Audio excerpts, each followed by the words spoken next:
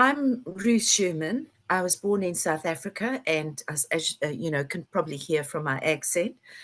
And I've lived in New Zealand for 20 years. My husband, unfortunately, was diagnosed with dementia. We still had some good years together, even after his diagnosis, until COVID.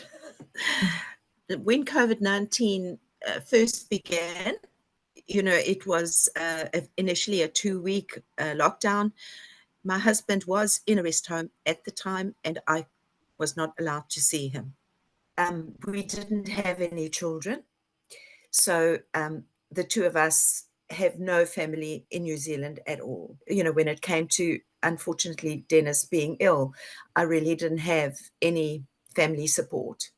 He was in a rest home, and he had already been unable to speak or move for a good 3 years at that point. And he had been always a very strong, fit man. He was a provincial cricketer, so I think possibly he could last longer than others. But normally doctors would say that when people become unable to mobilize, they don't usually live longer than about 6 months. Dennis was already alive for 3 years at that point. So when the pandemic happened, I had just moved to Mangawa. So I was in a new environment.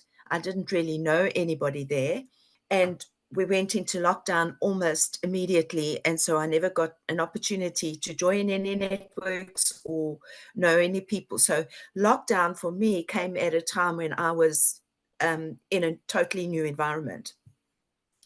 For Dennis, when lockdown was first announced, I believe at the time it was initially 2 weeks. So I made videos of myself speaking to him, because sometimes he wouldn't let the caregivers do his cares. And if they played that recording to him, then he would, if he heard my voice, when he was, not understanding why I wasn't there. But for the first 2 weeks, no visitors were allowed at all. It was a blanket, you cannot visit. And at the time I thought, well, if it's 2 weeks, well, we'll get through it. As soon as those 2 weeks were over, I could go through and see him. But very shortly afterwards, new rules were applied, which meant that they had those regional borders that you could move around, but only within the border of where you lived and not elsewhere. Well, Mangawa was outside of the border. So, they were then saying that I couldn't go to see him again because I was outside of the area. I rang the health board and I said, I have to see my husband. I'm going to see my husband. The health board intervened, and they said that in certain cases, for compassionate reasons, they would allow us to visit. And it was for 30 minutes by appointment, 3 times a week. Up until that point, he'd been fine. He was eating well. He obviously didn't speak, but if I played music to him, he would smile. And so there was still some happiness. He still was able to enjoy something. But I really believe that the lack of him not being able to see me, because when I was allowed to go, I had to wear protective gear. So for somebody with dementia, he doesn't understand. That's not me to him. Like I had a mask and, all this plastic stuff on. So I really do think, because it was very soon after that lockdown stopped, that he died. And I just think he just stopped eating. That was the beginning of the end. When he died, and I was driving back to Mangawa, and as I pulled into my driveway, I heard on the news we were back in lockdown. And that particular day was the day that I'd been to collect the ashes. I'd been to the minister.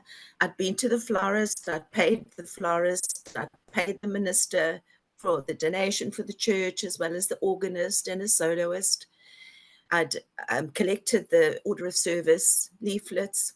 As far as I was concerned, it was all arranged. I booked a local restaurant close to the church where we'd just do a small reception afterwards. And that was it. It didn't happen. It was I had to cancel it. I had to cancel all of it. You know, that lockdown period then lasted, I think, another 2 months or even longer. And by the time that had finished, it was going on for almost 5 months since the day he died. He died on the 3rd of August, at which point I started again to reinstate all the arrangements I'd already made.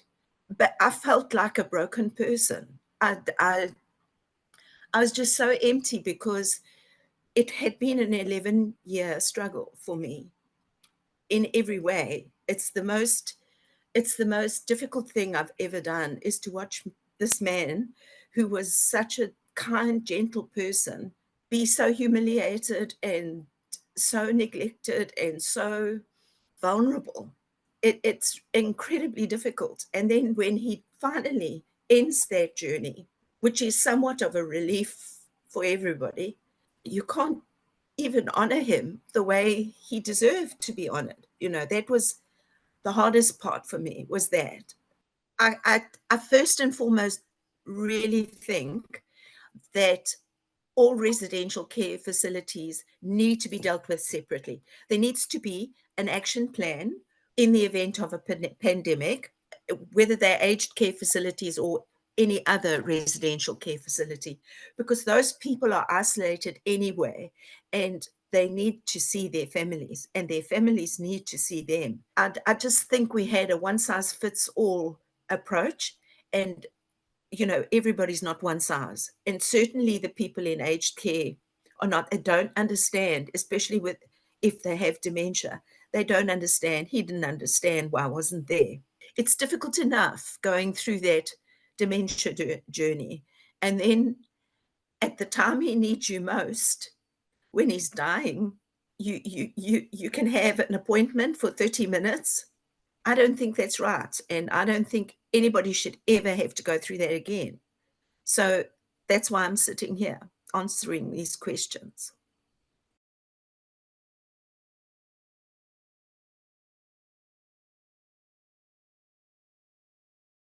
Kia ora, my name is Ying.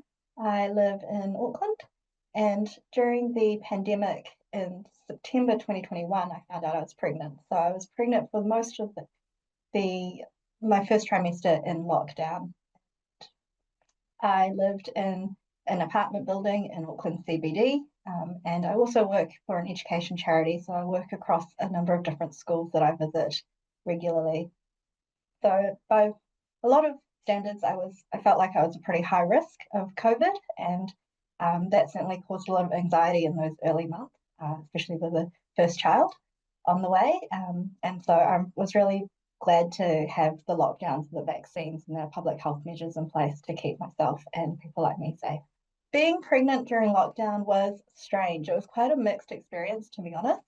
On the one hand, there was the anxiety of what was happening around us and seeing the possible spread of the virus, and not being able to have the support that we usually have when we're in our bubble.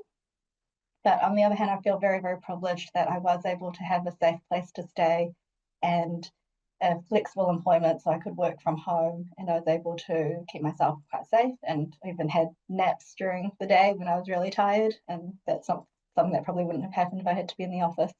So there were some good parts of it, as well as the anxiety and the fear of not knowing what might happen if I did get sick. I was quite lucky that my pregnancy was relatively smooth. I was able to go to my midwifery appointments mostly by myself. I don't think my partner was able to come with me at the time. Can't remember. But yeah, I was able to access the care that I needed, and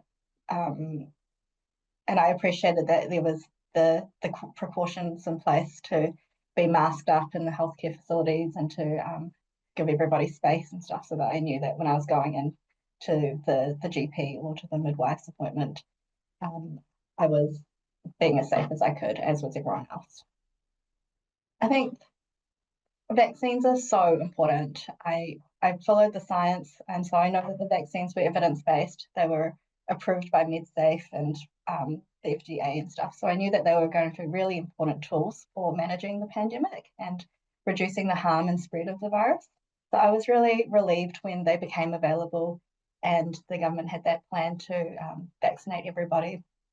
I remember I went in early as well, one of the first rollouts before I think the age or whatever requirement kicked in. I was able to get my first shot early just because of the high risk nature of my work and being pregnant.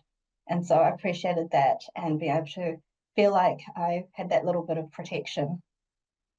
And I think having the vaccine mandates for everyone in those high risk professions just helped to add that layer of protection and assurance for users of the healthcare system and of education, knowing that I could go into these places and be protected by the vaccines and by other people who are also vaccinated. That was really helpful.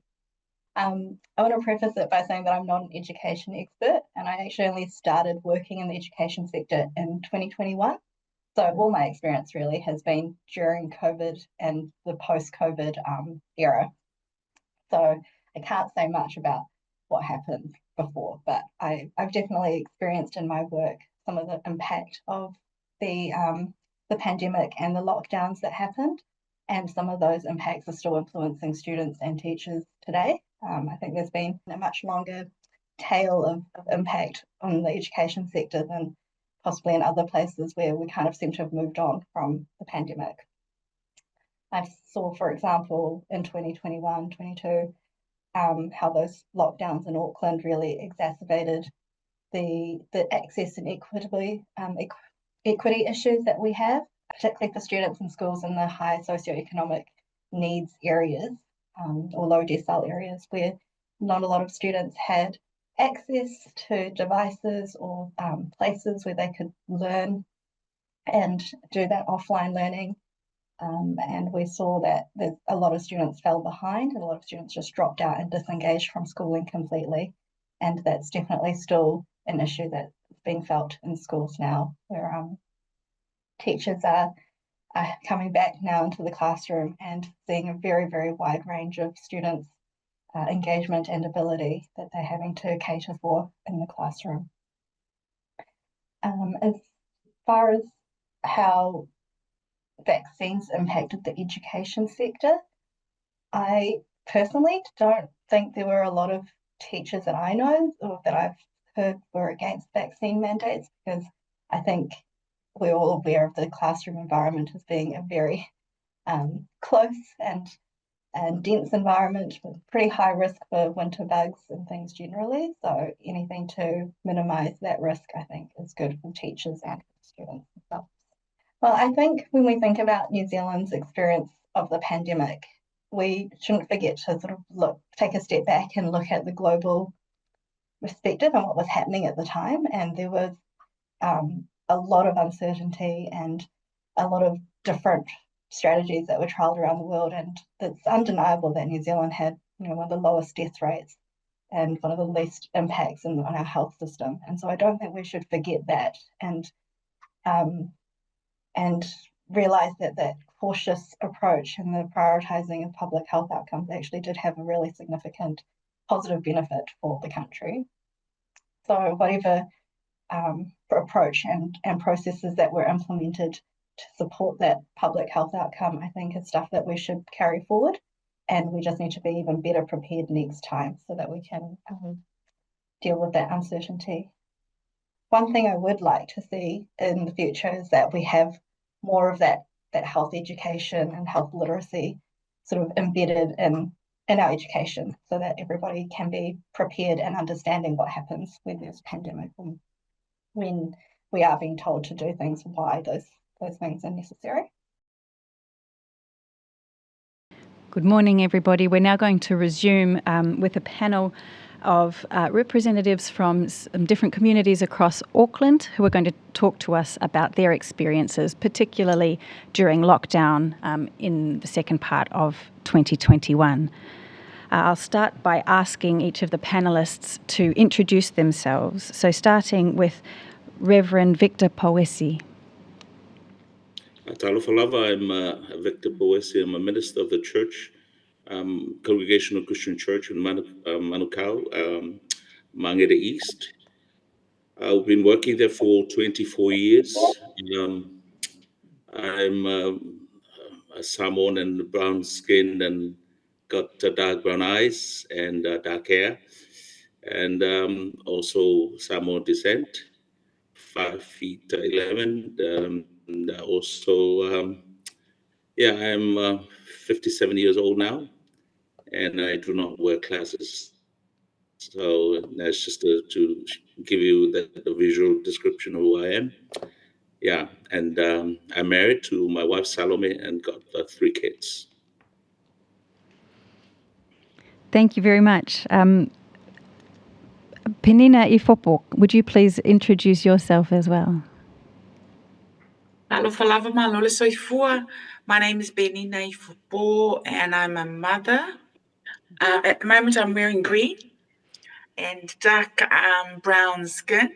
I live in Manurewa, and I'm also I'm a community. For the purpose of today, I will just introduce myself as a community leader here in Manurewa. I'm under the umbrella of Manurewa. Sam, what's to Fatasi Manurewa? Fatai. Fafitai Miss Wifopo. And in the room here with us today, we have Rachel Huang. Please would you introduce yourself also? Okay, thank you, Daniel. This is Rachel Huang from CNSSC Foundation. So I'm a Chinese descent. Came to New Zealand in 2007 as an international student, studying social policy. And so after graduations, I've been working in a community for 16 years already. And so my current role actually is a senior manager of social enterprise of the trust. So CNSSC Foundation is a charitable trust founded in 1998. And then so with the key services scope is social service, social housing, education, and international collaborations. So for the wider Asian community in Auckland region. So so I hope like coming here to contributing, also representing the organizations. So during this like the COVID-19 experience. Yeah. Thank you. Thank you all for introducing ourselves. And now we know who's on our panel today. I'll ask you all some questions and we'll just rotate through every person if that's all right. But we might start with you, Reverend Poesi. And I wonder if you could tell us about about your church and its position during COVID. And we'll be focusing on the COVID, during the lockdown and COVID pandemic response. We'll be focusing on the second big lockdown in Auckland. But to begin with, I wonder if you could talk to us about some of the challenges you faced when COVID first arrived and we first went into lockdown in 2020.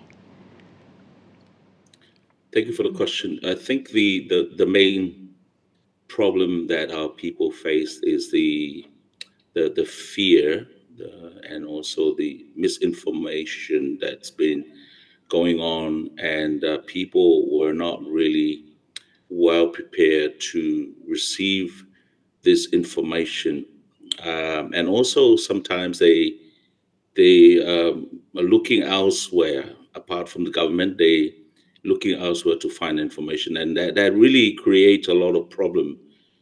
Because they are, even within families, they have different information and they have different source of information, and it's really creating this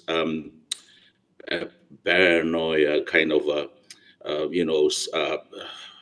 atmosphere in the family, and that is spreading quite faster than the COVID itself. So the people wanting to know the right information, and there's almost like a competition between the right and the wrong information, and the people are looking elsewhere for that. So for our church, we are so fortunate to be able to prepare ahead of the pandemic in terms of having ourselves set up before the COVID strike. We built a church new church 2017, and we've been fully equipped with the technology, and we managed to have all the facility, the equipment that to have this live stream and broadcast, and having that, we managed to channel the right information from the government and from social providers and from doctors, and so that would be able to inform our people. So I think that's really the resolution that we find. But one of the other problem, I think, is the isolation scheme. There are some other people, they find themselves not really comfortable with the way that being delivered to them, the service of being isolated. Some people, they were fortunate to be isolated in very comfy places like hotels, and like where other people, they're kind of cramped in so many people crammed in small houses, and they are now isolated within their own homes. So that's the second problem that I think there was came arise during that time. So the final problem, I think, is the stress, and especially people not going to the normalcy of things. They're kind of stressed out, and there's a lot of mental stress and a lot of that going through that time, especially for our children when they cannot go to school, and yet there's a there's almost an expectation of them to do the same workload, and that is really stressful for even for those in year 12, year 13, and even that is being carried through right now with that mental kind of the influence that was put upon that generation. So I think there's a lot of young people, especially during that time. We have to do a special survey for those year 11, year 12, and year 13 at that particular time, so that you can identify that that's a real problem even now, especially that COVID generation, and how that impact their schoolwork, and now the channel towards, I mean, going through employment. I think they're still carrying that with them. Yeah, that's my 5 cents. Thank you very much, Reverend. Ms. Fopo, I'll turn to you now briefly. Can you tell us, you described yourself as a community leader, and I would suggest also a community connector through a lot of different roles that you have. But would you describe to us the challenges that you observed and you faced during the lockdowns, both early and also if that changed over the later 2021 lockdown?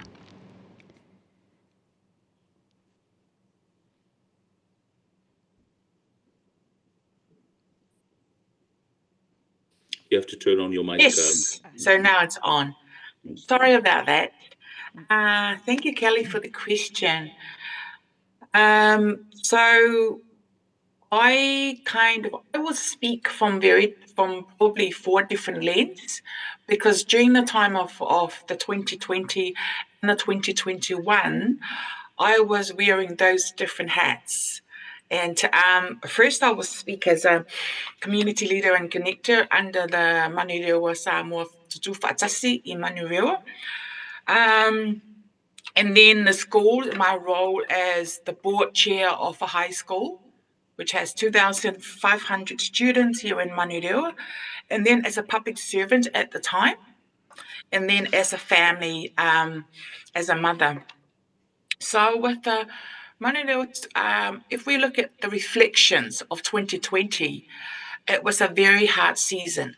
It was a very, very painful season. It was a lot of, we see the world has stopped. there was no preparedness plan for communities, for, I can speak for my church, and also for our own family and even the workplace. There was confusion around moving in between levels, traffic lights, the framework, and also the essential workers and services. It wasn't really clarified until later on. Also, the vaccinations. There was no the only and the source of information that I, together with the team in the community in Manurewa, was just from our clinicians, from our health providers. But those informations were all in English. And also it was too technical, too clinical, that only the clinician and those from the experts that will understand the language. So that was the biggest thing for us, is trying to understand, so that, because there was a lot of misinformation out there, so we do not want to add on to that misinformation. So there were a lot of mixed messaging, from the government, from providers, from clinical team, and also the level of fear. It was the level of fear, uncertainty, disruptions, and anxiety. The hardest part is not being able to hug your grandparents, your elderly, your own children, and in the morning and at night. And that leads to the heaviness of gatherings, of social gatherings, as well as those funerals. Like for us Samoans, for us Pacifica, when someone dies in our family, that's a time where the whole family gathers. That's a time when the whole family will come together and to really grieve and moan together, and just to lend a shoulder, and just to, so that's, we don't do EAP when it comes to funerals. We don't do counseling when it comes to funerals. The therapy is within us, is our togetherness. It's it's both our Christian values together with our Samoan values, and culturally, that brings us together. That we cry together, we eat, we sing, we remember the loved one that have just passed, by talking it together, by being together. But that aspect of human was lost, and it was taken away from our people. We were not able. It was very, very heavy when you see a loved one, when you see the hearse just come and take your loved one who had just passed at home, and then it was heartbreaking. And then being told you're not able to change them, not saying the proper goodbyes. It was hard. And then people took your loved ones away, put it in the house that you no idea of, being alone in there. But we have a spiritual connection with our loved ones, and that was. And then you see the hearse taking them to be buried.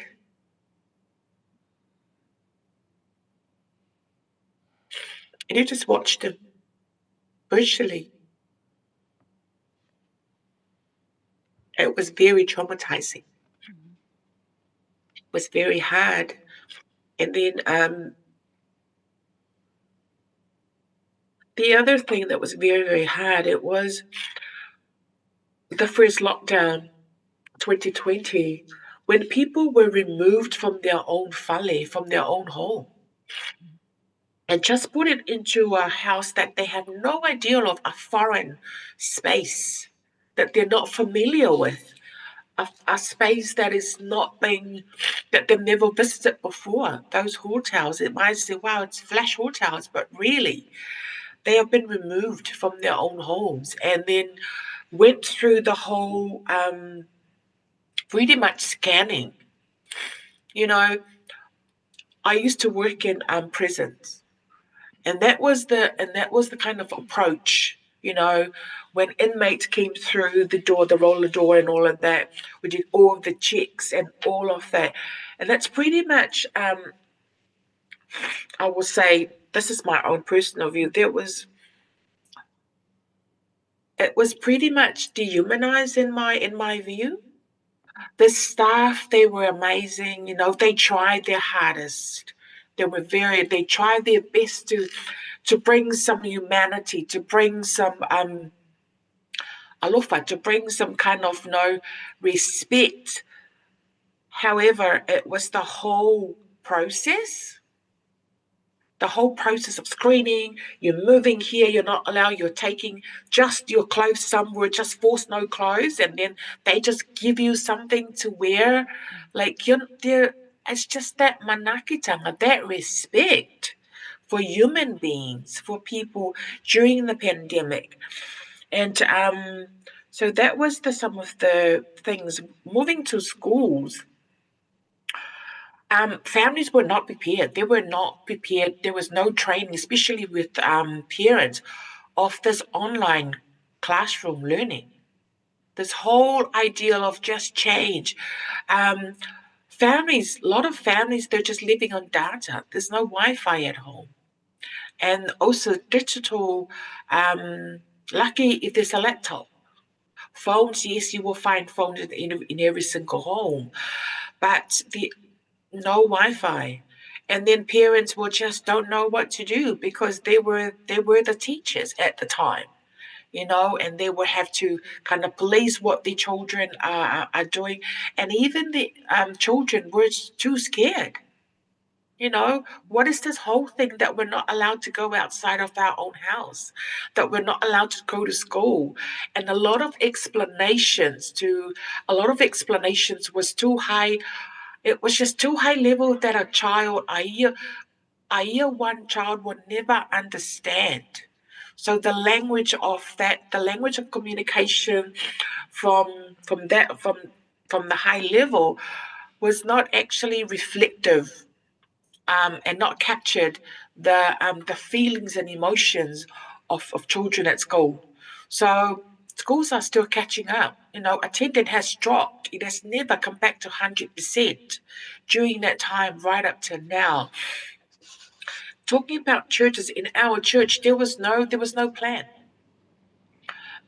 We had health and safety and all other stuff, but there was no plan of the digital moving to mobilizing communities, church community and parishioners on the digital world. So our church was not prepared for this whole pandemic thing. And then as a public servant at the time, the movement to working from home, it was good at the time because, it can be a luxury, but at the same time, there was too much work. We didn't, the amount of meetings, the amount of work that you have that required to do online, and it was just too hard. But then in terms of well-being support for staff, it was just too hard. And then family, yeah, I did not have a plan for my family. There was no pandemic or who is going to look after this person when it's especially when you have like 12 to 13 people in your house at the time of lockdown. So it's really for 4 bedroom plus a double garage.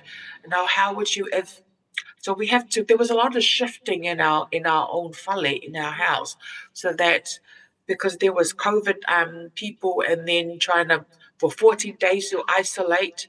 So it was very, very hard. So those are some of the reflections of the first lockdown, and then moving down to the second one. But then the 2021, I kind of, it was because we learned from that, and it wasn't because I think the community has really rallied up, and the community has really kind of brought their resources together. We did not wait for the government to bring the resources in the first 14 days, to be honest. We in Manurewa, it was just 6 of us we're putting our resources together and start the first vaccination in Manurewa. And because it was just, we were scared that our vulnerable elders, that our children, but also we were scared that this thing will spread to Samoa when the healthcare system in our country back home, it was quite challenging, and it's still challenging at the time. So with our reflection back in the 1819 of the influenza epidemic, when New Zealand actually failed to quarantine and also to vaccinate people that came on that ship. So we didn't, that has killed over 1/3 of our people, and mostly elders. We did not want this pandemic and this virus to get to our country, because it's going to take probably just one to kill another 1/3 of our population. So that's how the community, and I think community kind of jumped in there and put in their resources so that trying to protect and without knowing what's coming. Yeah. Thank you, Ms. Ifopo. And you've touched on one of the topics that we're coming to, also vaccination. So appreciate that. We'll come back to that topic in a bit more detail, but I'll just ask Ms. Huang first if you could talk to us about your experience and observations of the Asian communities across Auckland that you support. Thank you, Daniel. So during the COVID-19 pandemic, actually the first stage, actually CNSST Foundation worked as a community connector. So role in supporting our community. So this is the appointment by a Ministry of Social Development by the time. And then, so basically we cover so we actually place us as a frontline agency to supporting the individual, the whānaus, and the business in Auckland region.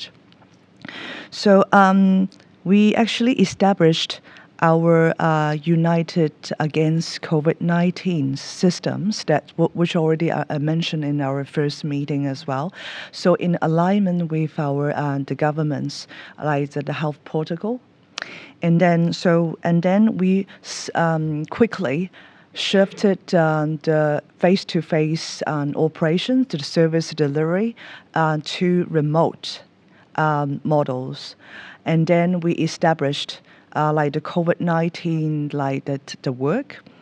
And then so including so the volunteer groups and the staff and also contractors to cover like what actually is with the work required, what we're supposed to be doing. And first of all, it's before we actually being appointed, actually is a shortage of like the facial mask. So I really want to appreciate that, like the two local Chinese business owner, we got donations for 5,000 facial masks. Actually, it's very critical to us. And then at the time we have to distribute it, like the very precious 5,000 facial masks before we getting the support from the New Zealand government. And then, so the first stage actually, as mentioned also, the other two community leaders, actually we face a severe uncertainty and anxiety. And so because of like, the knowledge, because actually everything is new to us. And then, so we work it out very hard to find out to follow up, keep pace of the government's informations from health. So she provided the weekly newsletters, and probably not just weekly, probably more than twice to 3 times a week, as long as it's necessary, for to get all the translation team to get ready on board, to translate it professional, easy to understand the Chinese. And also Korean. We also serving Korean community as well, and make sure the language can be, for the information can distribute it and disseminate it through other social organization, even for churches. And then, so the delivering the contactless to deliver the food parcel and PPE gears, and to distribute it, the discretionary funds to support the individual or business who actually lost their jobs or losing the contract because of the big environment. And then, so it's a lot of efforts being put forward, and so this is how we respond as the organization at the time. So instead, the first place, and then we running later on. We also have develop our model, and apart from like the preventions, because we keep aligning and promoting. Disseminating the right to correct information through the Ministry of Health, and then later on, so we helping them, like if those COVID, we also distributing like the PPE, and even we got like prescriptions from the clinic. We can deliver the some from the pharmacy as well directly, and which is just good for us. And so we have our team working days and nights, because we have our roster duties. We turn our boardroom, which is our biggest space, into like the food parcel packing area. So each family in our organizations, we take turns to actually including two of my sons at a time, very small, and then we packing all the food parcels because we got target, and so each day for us, we have to at least like one family have to pack a half day for 50 food parcels. So we actually using like those like well managed like structure, our efforts from our organizations with the current the resources from the government to support the community. Yeah. And in the second stage, so we were more prepared and less fears because of the the times and how we respond. Like the people already know what is that about, and like the level of stress, frustrations, it will be less. And also. And during that like the whole pandemic time, because we also have our social housing tenants, we always keep a level higher than the officials released. And then, for example, level 3, we will still keep level 4, like no family contact, but probably just over the phone, and they can drop off the food or some other personal belongings for to our housing, and then our staff actually will going to deliver for their behalf, and then so we deliver the online and Tai Chi sessions, and also some other relevant well-being programs, and so to support, to help them to let them feel more comfortable, and then make them feel they're being cared, they're less isolated, and for the youth and the kids. And so, of course, like there's lots of disruptions, and because the class no longer be ongoing, shifted to be online, lots of like behaviors and the level of concentration, and even the foreign parenting. So our social work and counseling team, we also to provide that support, during that time for the parenting sessions, and so and also like and communications, during the time, the online classes as well. Yeah. Thank you. I'll just switch back to Reverend Poesi, and just switching topics briefly. I'd like to ask you a bit about vaccination and the vaccine mandates. So if you remember, from about February 2021, vaccines started to become available for COVID, and later on, from April 21, there were some mandates introduced to require some border workers, for example, to be vaccinated, and later those mandates were extended to other professions. I just wonder if you could tell us about the views that you observed within your community to vaccination and any observations you have about the vaccination program and mandates. Thank you for the question, Dante. We understand that during that time, everything seems to be on trial, and even vaccination. We do not have the template for that, so we are learning as we go along, and we also understand the frustration and sometimes having mixed messages that coming out to our people, and sometimes our people kind of not really understand. They did not understand how many vaccination has to go through in terms of having the first booster and then the second one, then the third one. Even now, that information is quite mixed up, and but it's just that almost like we created a we boosting the vaccination through in terms of getting the people understand if you are not vaccinated, then you are not going to move around, or you're not going to have access to your work. You're not going anywhere but stay home. So I think that really creates something that people almost like, some of them were not into the whole vaccination mandate, but because of that, because of accessibility, they were almost like compelled to do it. It's almost like out of their, they do not have any choice. So it's almost like that. But we thank God that eventually that was the best thing that they ever done, is to be vaccinated.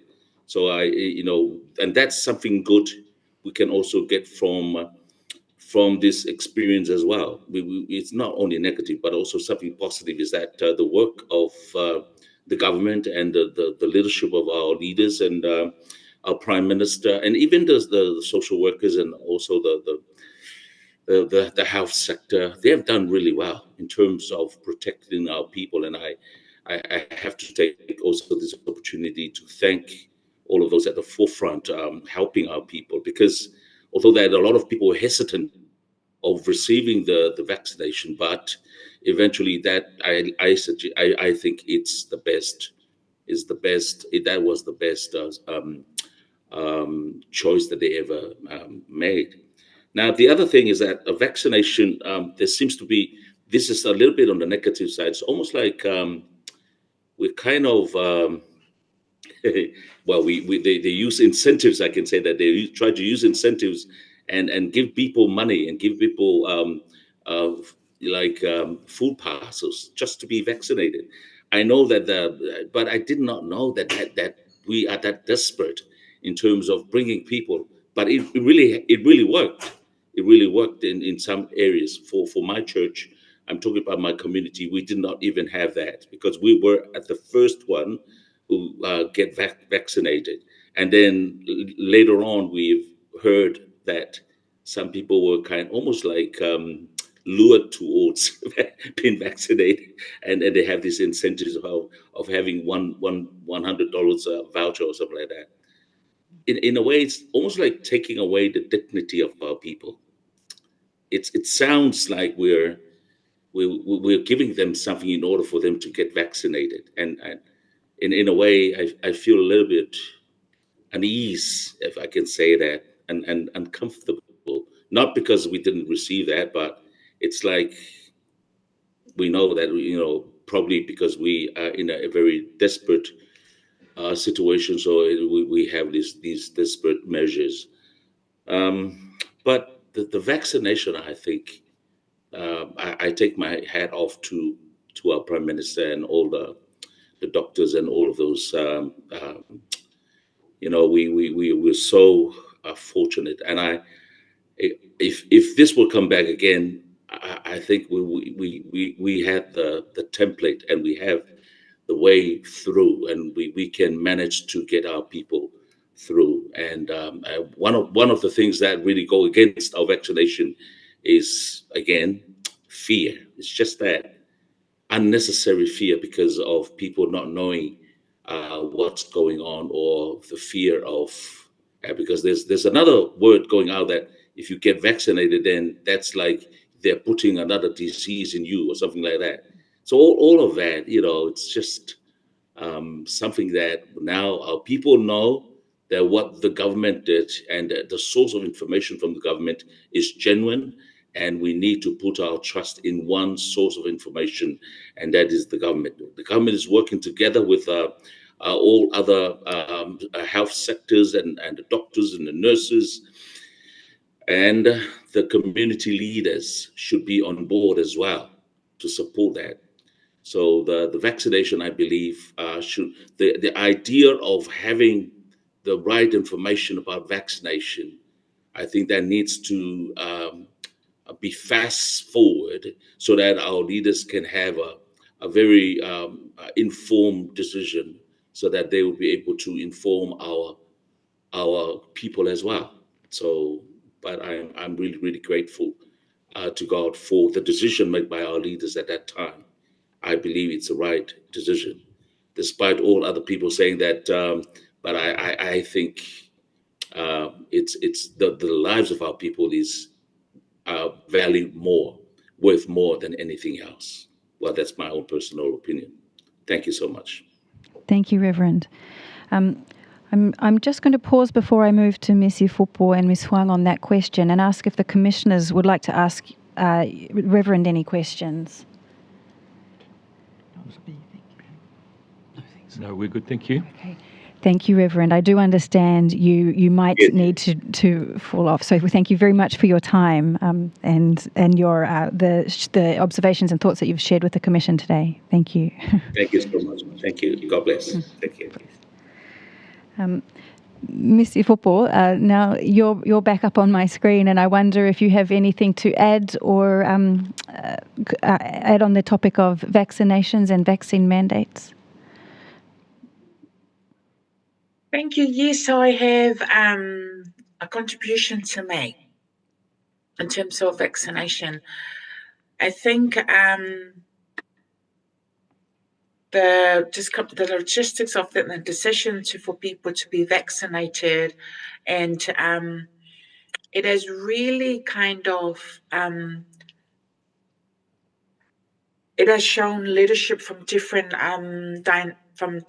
dynamics of the community, churches, healthcare providers, the government agencies, NGOs, schools, and so I think the word leadership has actually expanded during that time, because these were the people that those on the ground were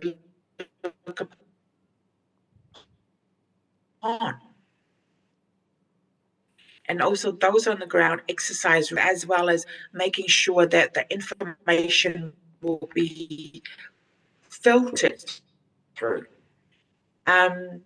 So then it comes to decision making. So making the decision to have the vaccination, correction, could be probably this was the second ministry department to be mandated. And there was a lot of conversation around, especially from the union level, so that our staff all around the motu understands this whole mandate. So there is an economic kind of factor attached to the mandate. It's pretty much, if you're not vaccinated, if you're not getting that certificate of vaccination, the possibility of losing your job is most likely.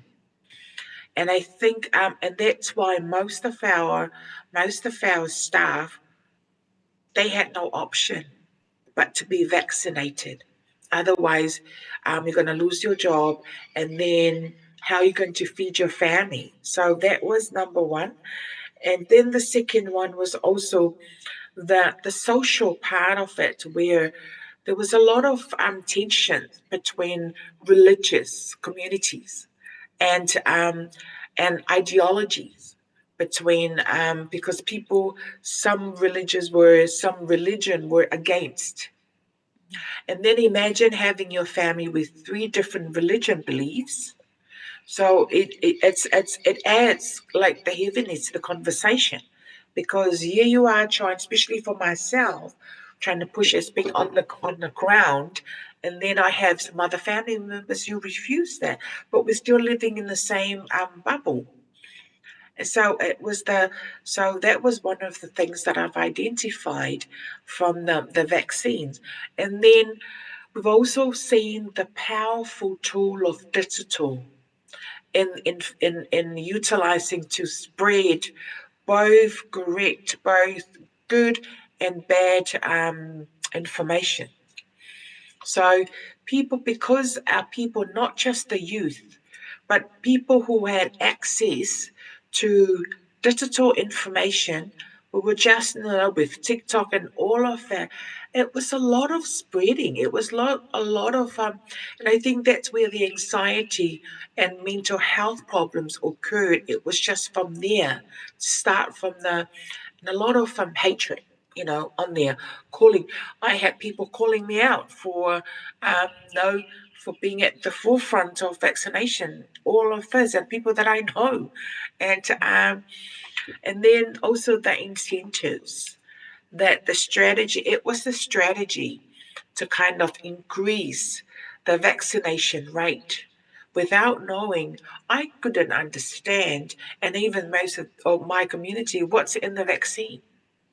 The only thing, because we had safety in our minds, and also we want to protect our families because we know it's a deadly disease. People could die. Anything that has that slogan, it's pretty much, if you don't vaccinate, you die. And if going to the hospital, you will be left alone because you won't be able to see your mum and dad coming to visit you. It's isolation and all of that, and you'll be lying in bed in the hospital.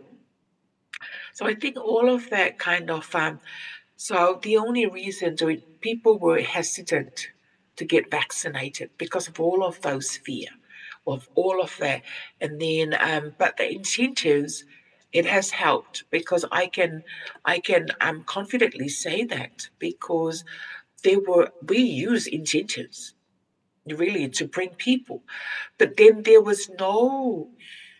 It was a good intent. It was a good intention, but there were no conditions. There were no kind of the scope. It was just, no conditions, no parameters around how those incentives will be used and who should have the incentives. So pretty much the incentives, we incentivize, especially the hard-to-reach pockets of our communities. Without those incentives, no one will come forward. And that has actually brought this whole food system to the forefront, because you will see a lot of people, they were just queuing up to get those vaccinations, to be vaccinated, knowingly that they will get a food parcel. And then a lot of them, so they will bring the children and all, because that was available. And I think one thing is to be vaccinated, but the good thing about, they were able to protect themselves, but also get food, from that. And then so that was a really, to me, it has worked, and it has also helped families to feed themselves and to feed their children during that time, during that uncertainty. And they were also getting vouchers. So where they can just go to the shop and just to buy food, that will keep them, within 1 or 2 weeks. So I think the strategy helped. Thank you, And Ms. and, and, Ufopo. and that That's very helpful. I'm just sorry to cut you off. I'm just going to give Ms. Huang an opportunity to speak to vaccines. Before we run out of time, I'd like to make sure the commissioners have some time to ask some questions too. So, Ms. Huang, would you like to contribute on that topic? Thank you, Daniel. And so when it comes to the vaccines, also I first of all relate to Ms. also. Huang, if you wouldn't mind just speaking up a little bit. Oh, okay. Okay, so sorry. So speaking of the vaccines, for our trust, we would like to, first of all, to appreciate the Ministry of Social Development. So the reasons why we actually, as a community partners, we have our weekly community partner hui. So this is where our social service organization, including the churches and some other community leaders, can actually collectively unite it together. And then vaccine actually is part of the reporting component actually is in that meeting. So I can actually just mention about like the Asian community. So for us, we are most of them, majority actually very compliant actually. So we knowing that like this is the good intentions like deliver by the Ministry of Health from the government, and then we trying to like pass on those messages. So like including like the potential, we have to let the public to well aware of like the pros and cons, and then which actually is being covered. And the second, so we also working with Ministry of Health to actually have a promotion video. Actually, is in Chinese. So it's during the COVID time. So my colleague son, and also including mine, my son also is part of like the video shooting. Basically, just like we shoot it in a pharmacy.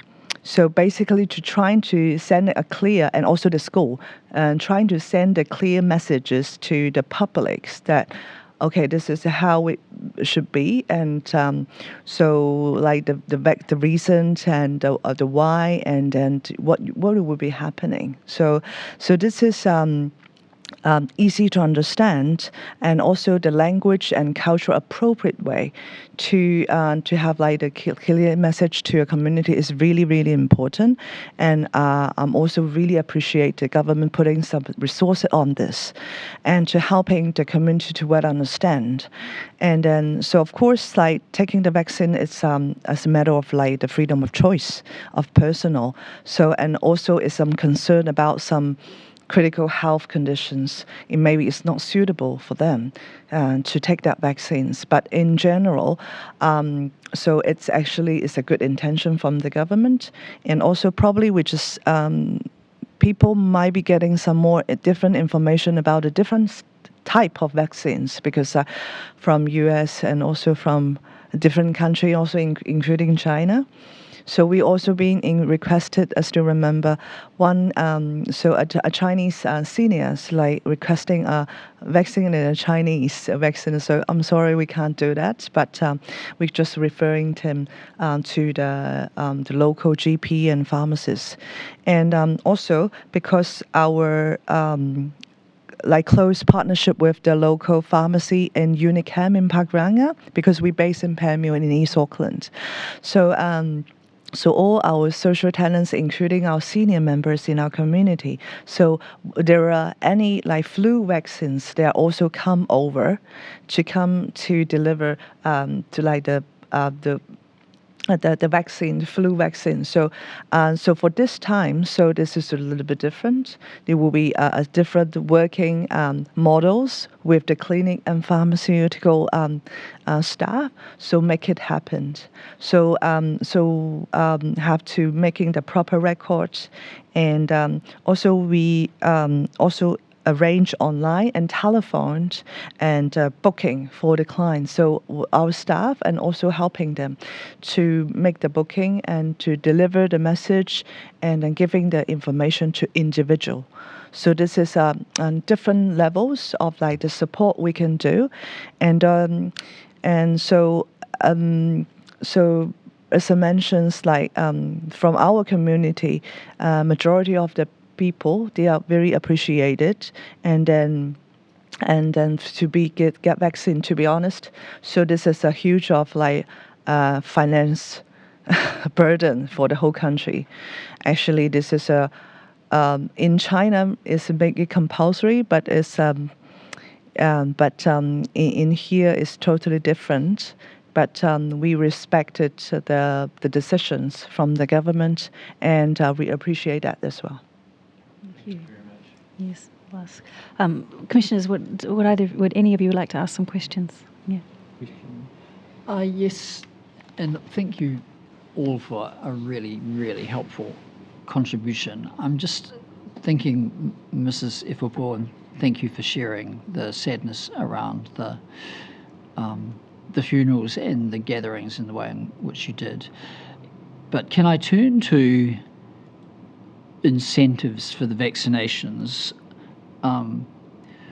Both you and Reverend Puisi mentioned the incentives, so the food parcels in particular, in order to get people vaccinated, and clearly there is some thoughtfulness about whether long-term that's a helpful thing. What do you think about that as we look ahead? Do you think that's an appropriate strategy to try and encourage vaccinations, or do you think it might be better to use other encouragements?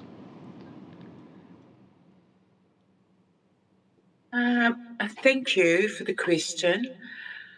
When we look at health, it should be a collective responsibility. And if there are resources available to kind of help, for example, such as a lot of I can speak for my community. No, not many people have access to a vehicle to go to a family doctor, to get that to take the children to be vaccinated for general health, not COVID, but and if that resources, and that has delayed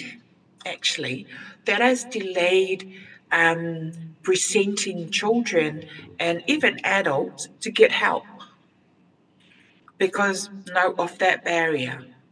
And then and then all the other barriers in terms of health. So if that kind of resources is available, that will probably encourage people to come get vaccinated. So going back to the incentives, it has helped. Moving forward, and I think in terms of what's really to look at, there should be a better way of doing it. Yeah. So that because people, we don't want to, it's like we don't want to promote it. We don't want to look at health as, come and get this, come and get checked or get vaccinated, and then you get this kind of food parcel. But then the education and empowerment should be around how would you empower communities to be self-sustainable and to be responsible for their own health with the help of the government and all of those who have the resources. So that those barriers will be removed and then increase the health of Pacifica, if that makes sense. It certainly does. Thank you. That's very helpful. Yes, I have no questions. Thank you, Ms. Kelly. Thank you both very much, Ms. Huang, Ms. Ifupo, for all the thoughts you've shared today. We're now going to take a break, a 15-minute break until 11:30, where we'll resume with some witnesses from Auckland Council. Thank you. Welcome back, everyone. We now have a panel of witnesses from Auckland Council. We have Phil Wilson, the current Chief Executive of Auckland Council, and Taryn Crew, the General Manager, Parks and Community Facilities. I'll ask them to introduce themselves to you. Mr. Wilson. Kia ora, nice to be with you. As you say, I'm current Chief Executive of Auckland Council. Yes. How long have you been in that role? Just over 2 years. Some of that time in an acting capacity, but I've been in the organisation considerably longer than that in different other roles. So what were your roles during COVID? Formerly, I was Director of Governance, and even more specifically, I had overall leadership responsibility for Council's COVID response, both the internal dimension and insofar as we were involved in the response externally with the community. Thank you. Ms. Crew, if you could introduce yourself with similar information. Kia ora. So my name's Taryn Crew. I'm currently the General Manager for Parks and Community Facilities. Been with Council probably about 12 years or so, but in this role since May 2021. So as part of the first lockdowns, I was working in a finance capacity, supporting the Community Directorate through their COVID response. And as part of the longer lockdown, I was responsible for the department that looks after all of the community assets across Auckland. Thank you. Mr. Wilson, could you describe the number of general different roles that Auckland Council had when the lockdowns were with us? Yes, we indeed had a variety of roles. We, in the early stages, and I think a lot of people don't understand this, there was things were viewed at in the manner of an emergency response, and of course Council has a lead responsibility for emergency management and civil defence in the region, and under that guise we had a responsibility for I suppose food security and welfare support to community. For example, we took over the entire Spark Arena as a staging post for food bank activities to supply into the community. And the other big one very initially was the operation of MIQ in the region until the machinery was put in place later. Did you have a role in business support and organisation? A coordination role, yes. Probably the two aspects there were support for community organisations who were doing both vaccine related activity and food bank and other welfare support. We played a role in that regard.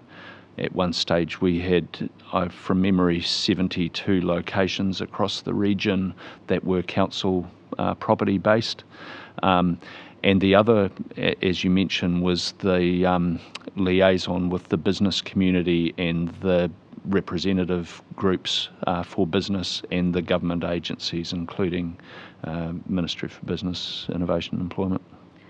And on top of that, I think, are you one of the biggest employers in the region? One of the biggest. I think there are a couple that are bigger, but yes, we're one of the biggest employers. So there was that dimension to cope with as well.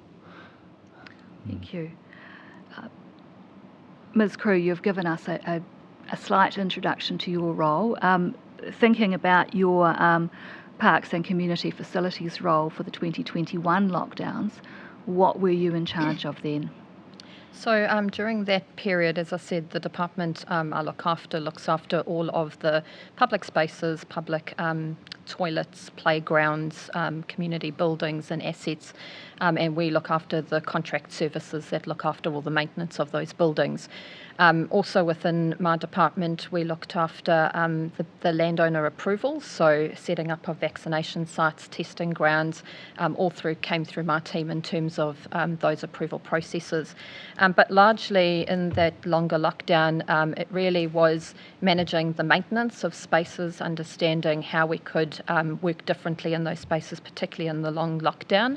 A lot of the learnings we'd taken from the first lockdown were able to be carried over, but it was making sure that we could balance what the community expectations were in terms of trying to get out of the house and feeling quite isolated during those lockdowns, and maintaining our public spaces in a way that was at least acceptable for them, but trying to comply with some of the regulations and restrictions that were in place.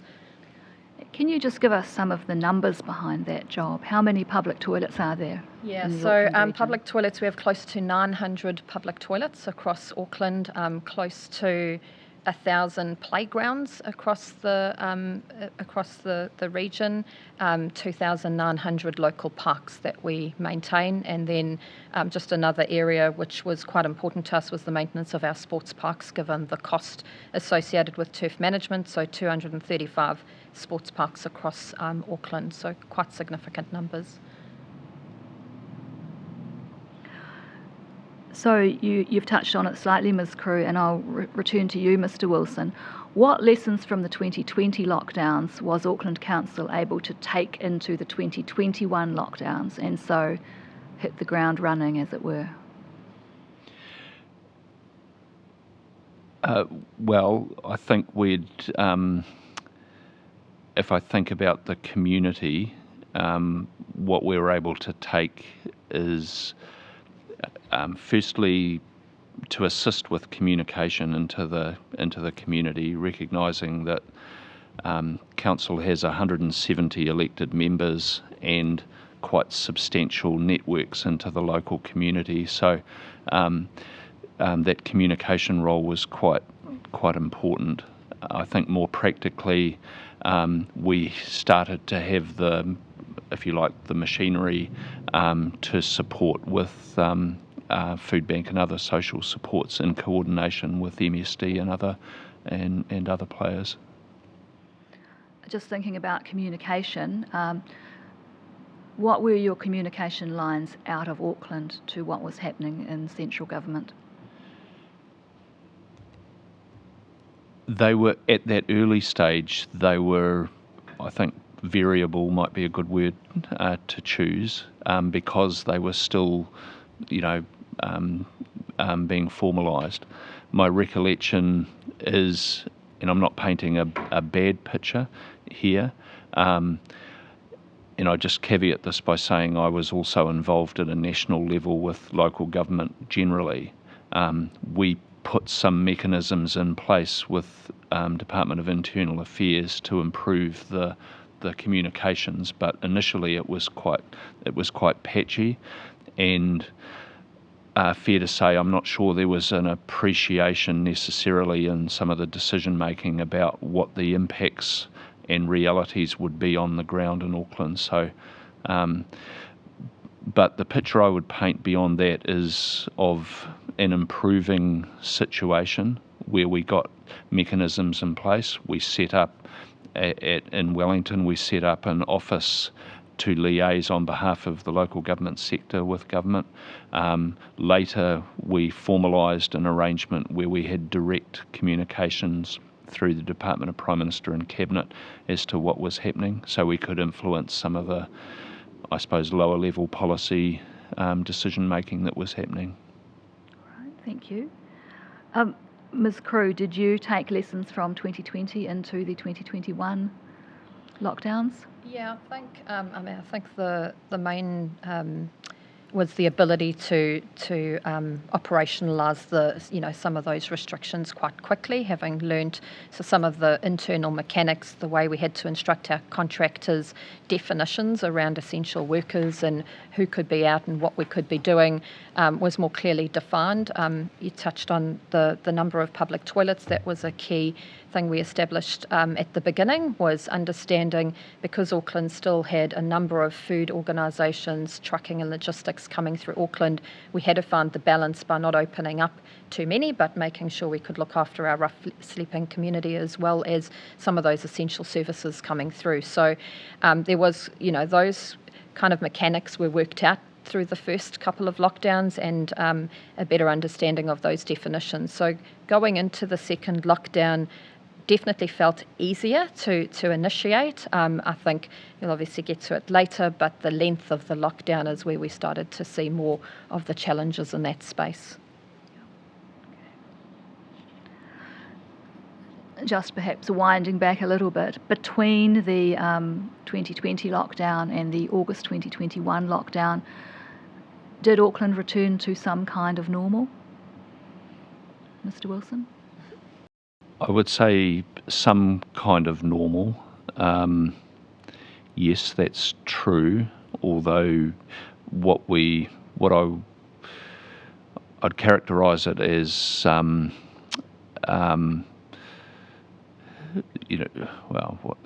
let me think about this. I think what we started to see were changed work patterns and other dynamics within the community that have had where there's been some level of lasting change. So, some sort of normal, yes, but the beginning of some quite significant changes and economic impacts.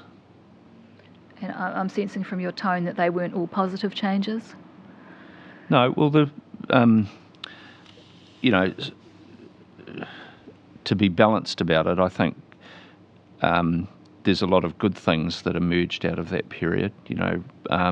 The strength of relationships with community, some of those structures in the community that were able to help delivering, they started forming, and that was a really positive thing. I think as an employer, it definitely accelerated things like the use of technology and the way that we lead our workforce, both in our organisation and beyond. But certainly there are other impacts. I'm sure we might come to those in due course. And Ms. Crew, for parks and community facilities, were you into operating roughly as normal between the lockdowns? Yeah, I think as Phil alluded, obviously trying to get all of our facilities up and running as quick as possible, to help with that isolation people were feeling. I think the depending on the extent of each of those mini lockdowns, we'll call them, there was maintenance that we had to catch up with, so that took some time and obviously has a view within the community. But I think also the impact of people wanting to work from home, the fear factor, but also people getting sick did impact those facilities quite a lot. So visitor numbers dropped quite significantly, but also at times many of our facilities were unable to be open because of the constraints, I suppose, we were managing within the workforce. But that was a symptom of what we were going through. Okay, thank you. Mr. Wilson, I understand that occasionally or from time to time council needed to step in or step up to help community organisations to function because they couldn't do what they needed to do without security of funding, and there were some difficulties in that being assured. Can you speak to that? Yes, that is true. I caveat it by saying that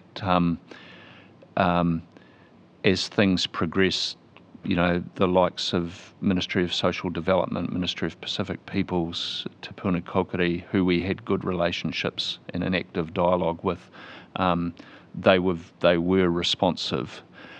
But the starting problem was that government tends to use a quite conventional approach to how it secures services. And procurement-wise, and in terms of how the relationship is managed. But of course, the community is not necessarily configured in a way that sort of suits the way that government does business. So we were in a position to offer some of our facilities, our venues, to go as guarantor, if you like, in some situations in terms of supply lines, to assist very directly in terms of accessing, food and other things in the initial period. Those types of quite practical issues we stepped into the breach with.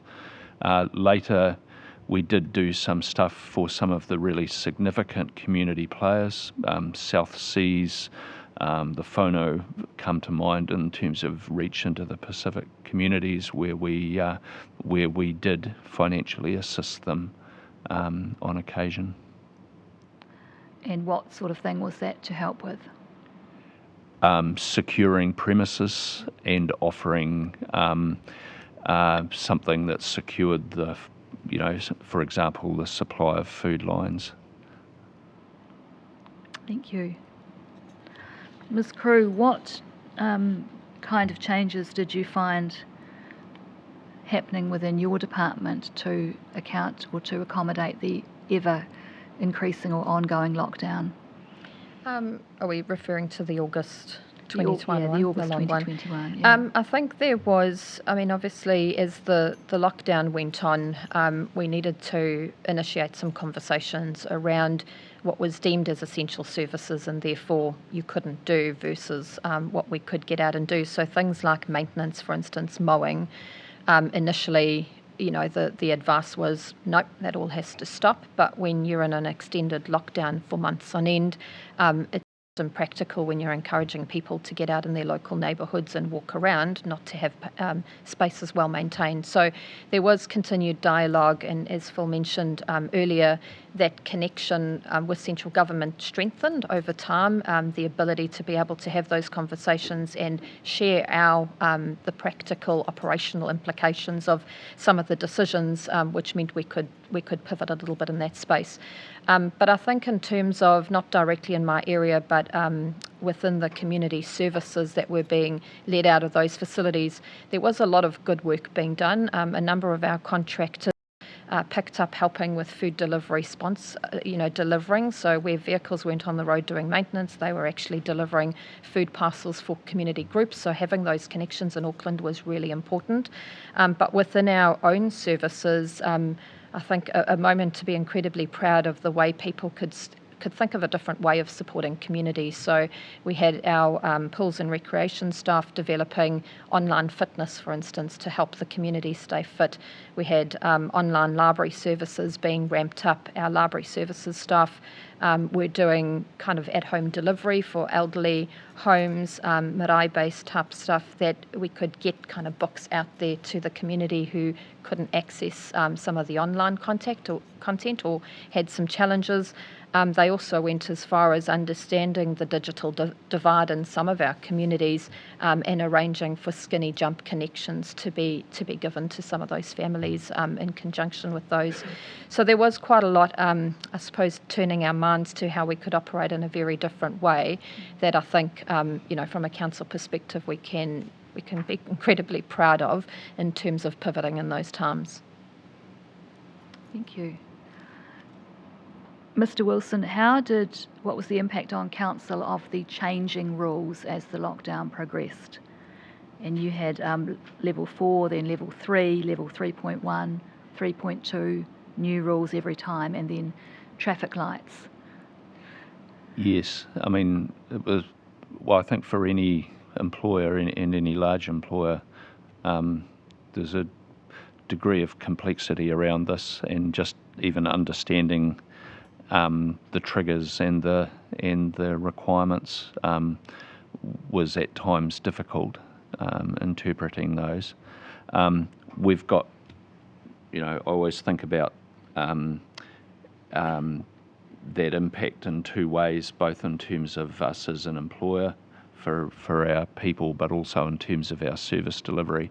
And they had very real consequences, obviously who could be at work, distinguishing the essential service category of staff, and we've got quite a number. But then also the different, practically, what it meant for the gathering of people, people using our facilities, what could be open, what couldn't be open. And some of those, this is where things got fairly difficult in terms of relationship with the community. For example, we obviously operate cemeteries and crematoria around the region, and therefore needed to really understand what was permissible in terms of attendance at funerals, and at a highly emotional time that was really difficult for staff, for example. So lots of consequences in that space. And Ms. Crew, lots of consequences in your space as the rules changed? Yeah, I think, as Phil mentioned, the changing definitions made it quite challenging.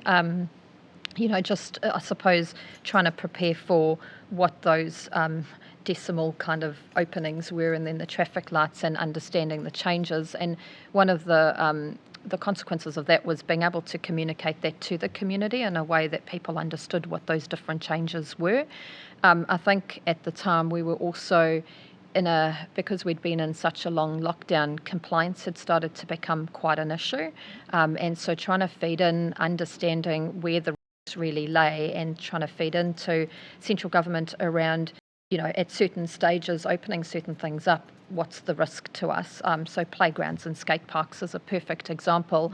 It was impossible for us to stop people, once you'd started passing 2 months, 3 months, it was impossible to tell parents to just keep their kids at home and not take them out to these places. So that, that ability to be able to work in and understand the operational impacts was really important for us. And I'd say on the positive end, because some of those relationships had strengthened over time, in times felt like the information we were giving maybe wasn't quick enough before a decision was being made, but certainly in some instances we were able to help influence what some of those definitions looked like. So, it meant some of our facilities could open, but then definitions around what community groups could use their leased premises, etc., was a bit challenging through that time. The one thing I would just add as well is for Auckland, because our rules were different to the rest of the country, we have staff who work outside of the Auckland border, and so that was particularly challenging when services were starting to open up, but people couldn't actually get into Auckland to be able to help deliver that service. So a question for each of you, Mr. Wilson first. How significant was the overall duration of the lockdown? Well, I think it was very significant for the community. It was very significant for our business community, and in terms of employment security, income security, and what have you. And thinking a bit more internally at us as an organisation, and I'm rounding this out into the broader experience, but to give you an idea of scale, council lost somewhere between $750 and $900 million of revenue over that time. Public transport fare box stuff, the measure of our services over lockdown, and I go on, but of course in terms of maintaining employment for our people and income for our people, and for the bus drivers, and for the costs didn't go away. So there were very significant consequences for us financially, and in terms of what actions we as a management needed to take. We had the nicely termed councils are creatures of sort of quite careful annual budgeting and what have you, and we characterised our budgets as emergency budget, recovery budget and stuff over this period, and in 1 year needed to take out $300 million worth of cost. Council didn't qualify for wage subsidy, so that exacerbated the situation, because as a public employer we didn't qualify. Okay, thank you. Ms. Crew, I think we've heard from you that after 2 or 3 months it was far too long to be out of the playgrounds. Yeah. I'll move now to asking you about vaccinations and vaccine mandates. Mr. Wilson, as an employer, what was your experience of having staff mandated, relationships between staff, and then the mandates when they came in? It was difficult territory to navigate. Obviously, one seeks to have a positive relationship with staff, and for some staff, the compulsion element, for whatever view, and a range of reasons behind that, presented difficulties in the employment relationship. I think, however, we did have internal vaccine mandate requirements. and we surveyed our staff, so we knew what the sentiment was around this policy. The vast majority of staff were supportive of that, and some, particularly those with, who were immunocompromised, needed or expressed the need for them to have confidence that their colleagues and those around them were vaccinated or required, in terms of customers and colleagues, were required to wear masks, because there was the mask mandate element as well. And presumably, as council, you had a well-resourced human resources department to help you manage the issues that arose. We did. We're very fortunate, large employer, so yes, good HR and legal support to interpret and progress the policies that were needed to sit behind this. And Ms. Crew, in the parks and community facilities space, what were the impacts of the mandates? I think the mandates were mostly experienced once the services started opening up. Parks wasn't really impacted much from a service perspective, but I think if you think about community services that council provides, by its very nature is designed to be inclusive of all the community. So those teams having to exclude parts of the community through those vaccine mandates or mask mandates was incredibly difficult, and again is a time where we looked at ways of being able to deliver those services but outside of the building. So we designed services, we kept some of the online services going, but we also designed services where people could just pick up a bag of books at the front door of the library and go out. But it was, I think, the biggest impact was the abuse staff saw at the front line, really abusive from the community in terms of either not being allowed into a facility or letting people in without a mask and not understanding the implications of that. So for council, we did have to increase security presence at many of our facilities to protect our frontline staff from having to deal with that when they're already dealing in quite an emotional time.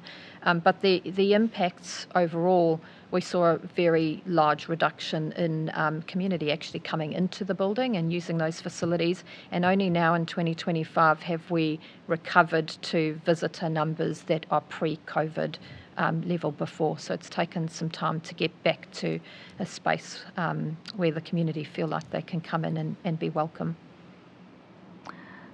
And how did your part of the workforce manage with the mandates? Did you lose workers? I didn't personally, no. We did have some people, as Phil mentioned, because we had our own vaccine mandate. We were working with some people, but that vaccine mandate, I think after 4 or 5 months, was reversed. So we didn't have to let go of anybody, but it did have an impact, I suppose, on those people coming back in. And as Phil said, there was an overwhelming majority of people who supported it within the workforce, notwithstanding that you still dealt with a little bit of that begrudgingly, employee that had gone through a difficult time. Thank you. So a bigger question, considerations for the future. Mr. Wilson, if the government is in the position of needing to respond to a pandemic again, is there anything you think that needs to be considered, particularly thinking about lockdowns? Well, I think we've learned a lot, and I know this is the difficult question for everyone in this, and it's easy to be a bit revisionist. I think we managed as well as we could.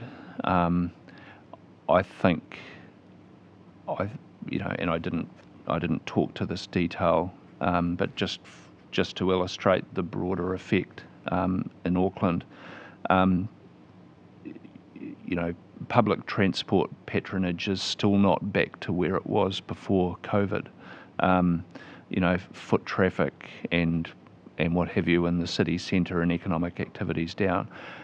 I mention that because there's a big question here about the broader economic and social impacts of that period in lockdowns.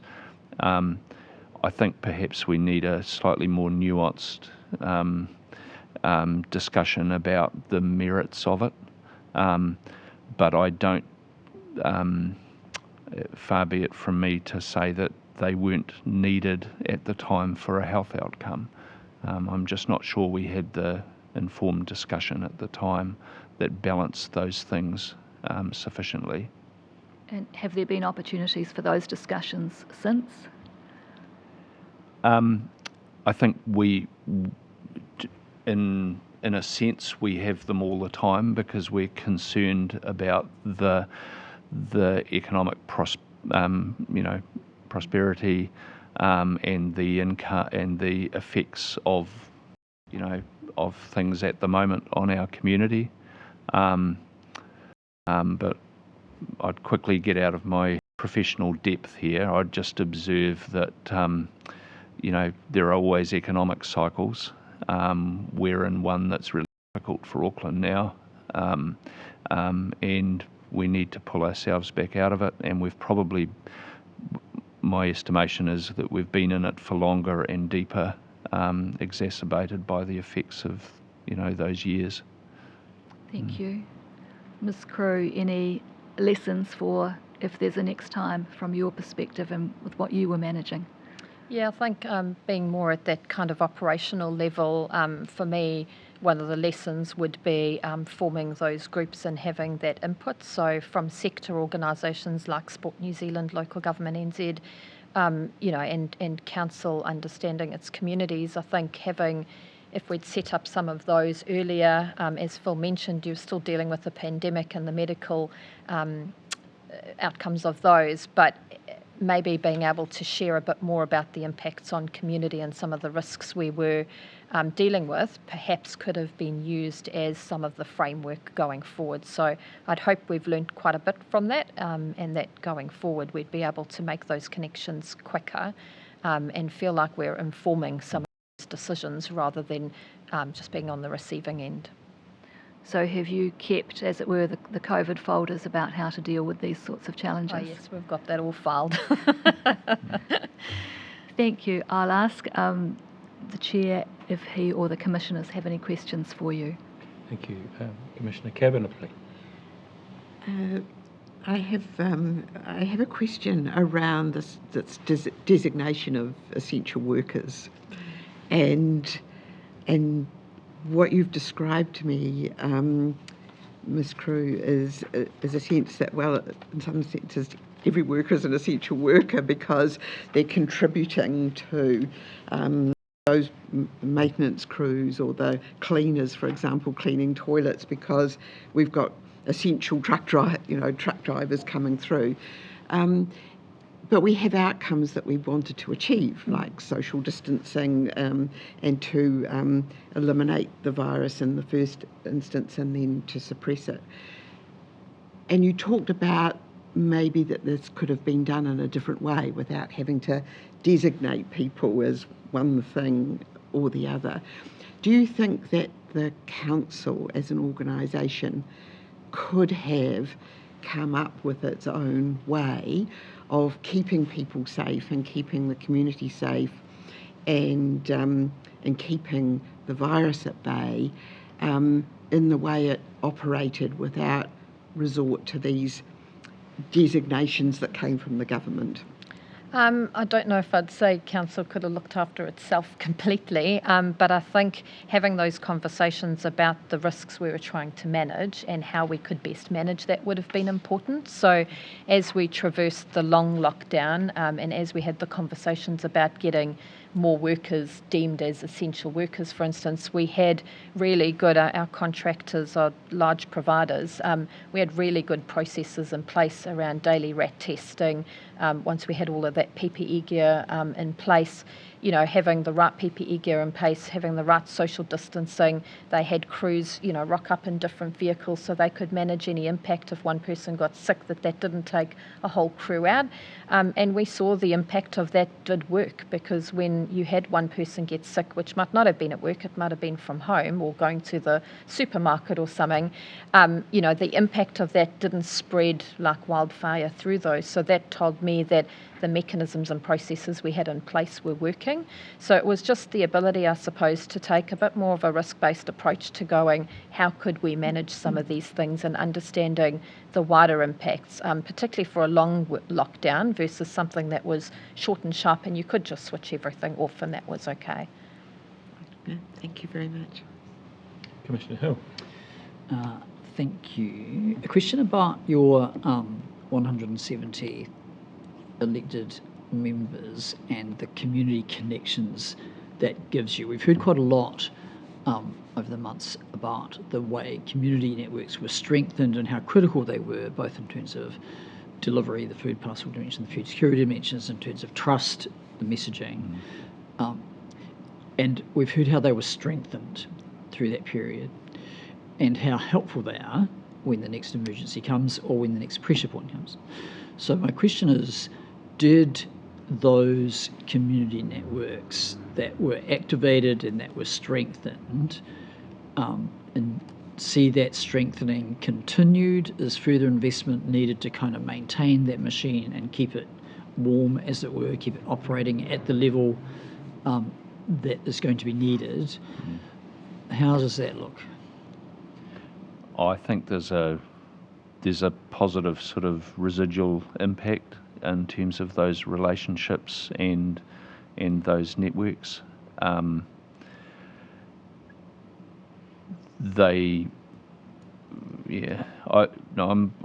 pretty positive about that. I can see evidence of that, for example, through a very active marae network, through some of the Pacific health providers. We ourselves are doing some related work in terms of emergency response more generally, building capacity in the community and keeping those sort of networks alive. And I think I haven't got sort of quantitative evidence of this, but a real sense that that there's a preparedness in the community to be involved, and a desire to. I think that is one of the key lessons from this, that unlocking vaccination rates in Māori and Pacific communities, for example, was really enabled by working through community rather than through institutions directly. There's a lot of positive came out of that and is lasting, I think. Okay, great. Thank you. I have a few questions. So, from what you've just said, there is an element of planning for what might happen if we get another pandemic. I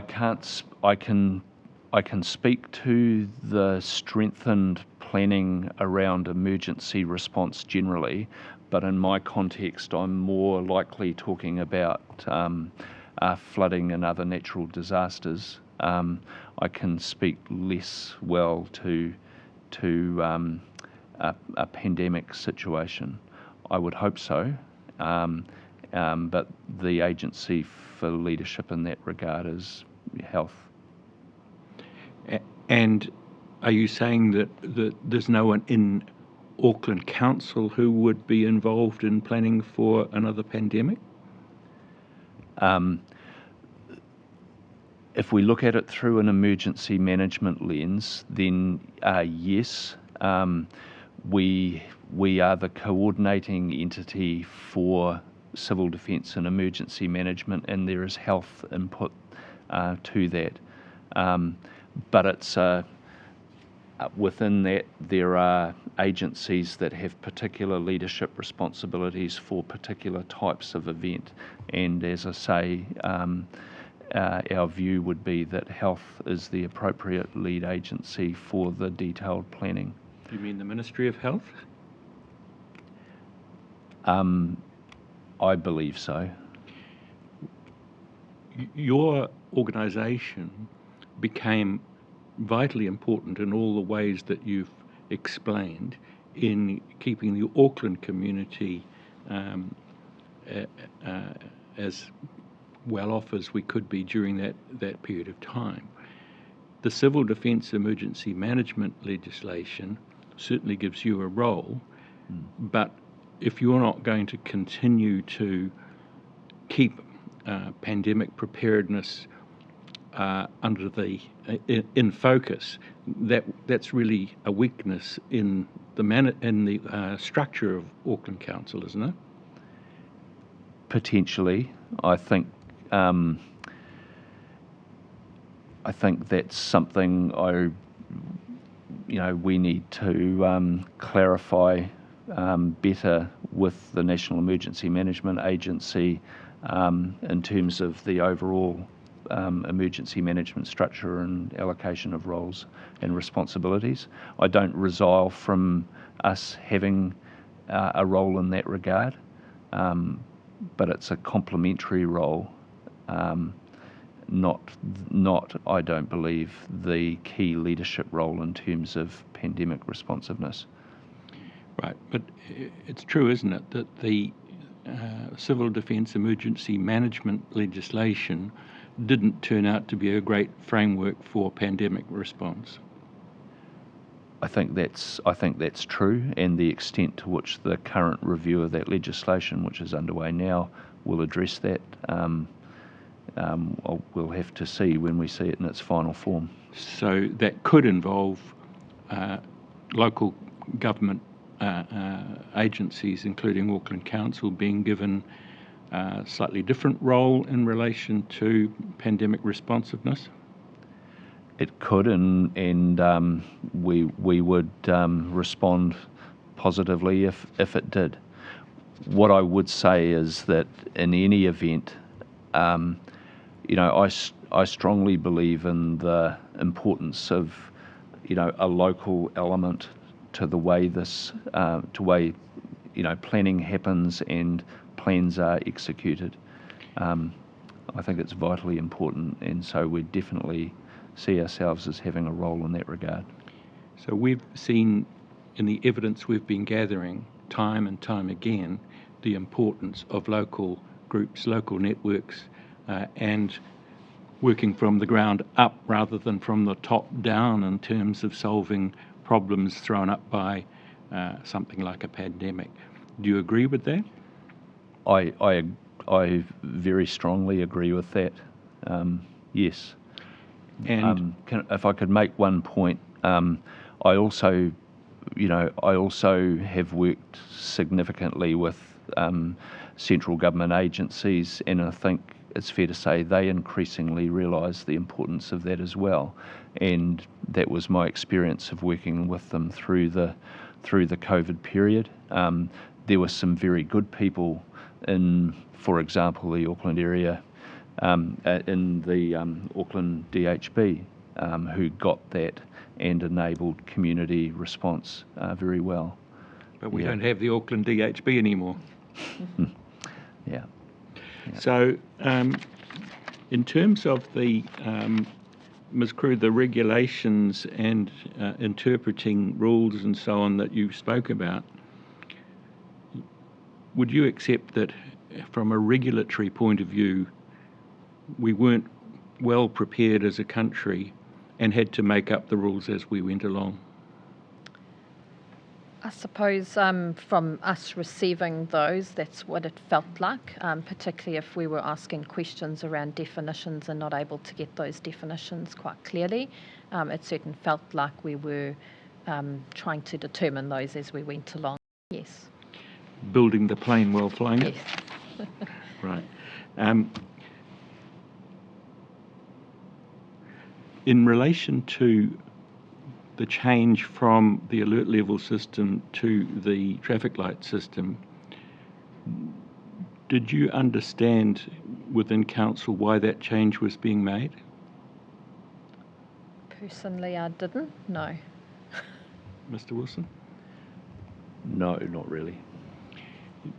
Did you ever contemplate the difference between an elimination strategy and a suppression strategy once the virus got into the country?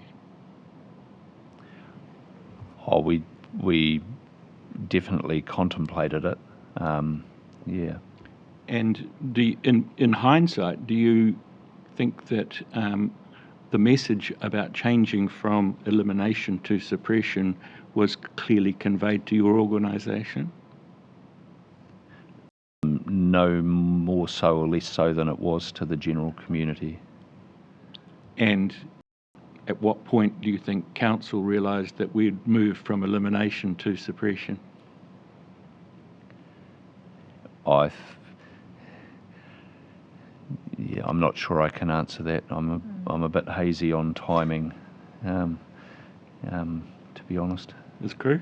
Yeah, I think the same. I wouldn't be able to give you a time frame. I mean, as Phil said, hearing what we did at the same time the public was, you heard some of that reason for change. But yeah. So in terms of overall strategy, is that an area where communication from central government could improve in the future? I think that's fair to say. Yeah, not uniquely to us or with us, but more generally.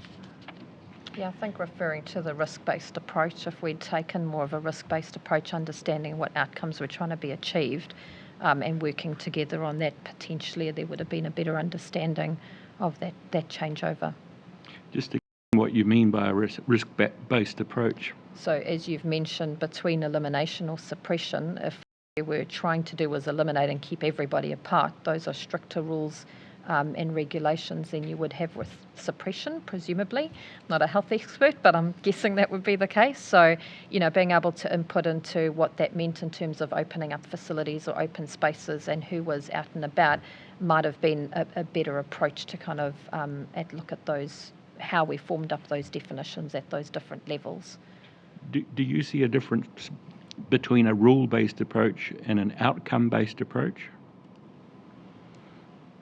Oh, tough question. I don't. I mean, the rules are there to achieve the outcomes. How those are implemented, how the compliance around those are managed, is obviously really important. But no, I don't particularly see a difference. The rules are there to help achieve a certain outcome, whatever that might be. Thank you. Thank you, Mr. Chair. We will break now and resume again at 1:15 p.m. Good afternoon, Commissioners.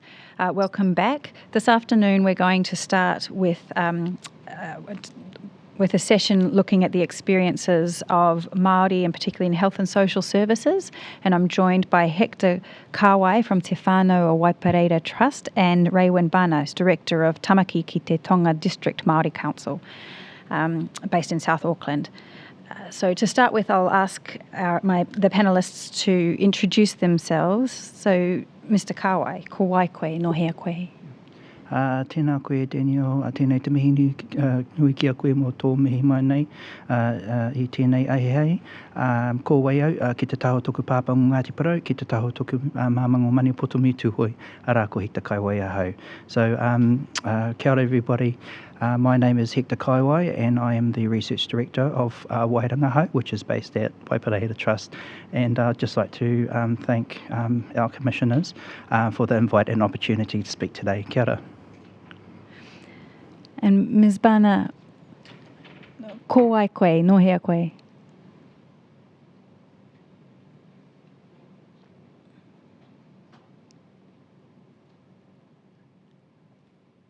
We've just paused for a moment. We don't have sound from you.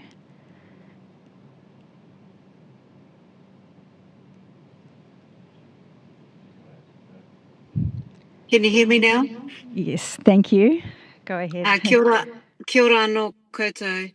Ko taratara taku maunga, ko whangaro taku moana, ko te tōai taku awa, ko rangahape taku marae, ko whānau pani taku hapu, ko Ngāpui, rā ko Indian o ku iwi, te tāo taku mama, no Ngāpui nui tunu tana iwi, te tāo taku papa, no Indian, rā ko Irish tana iwi, ko Raewyn taku ingoa. So my mum's side Māori, Ngāpuhi, my father Indian Irish. Kia ora, thank you. Mr. Kawai, turning back to you, would you be able to introduce your current role and a little bit about what your organisation does and the role it had during COVID? Kia ora. I am the director of Wairanga Hau. We are a kaupapa Māori research centre based out in Henderson, and we're also part of Waipareira. I just want to ensure that on the record that we have provided the commissioners with 4 reports, comprehensive reports that look at the waka or the whānau ora COVID response.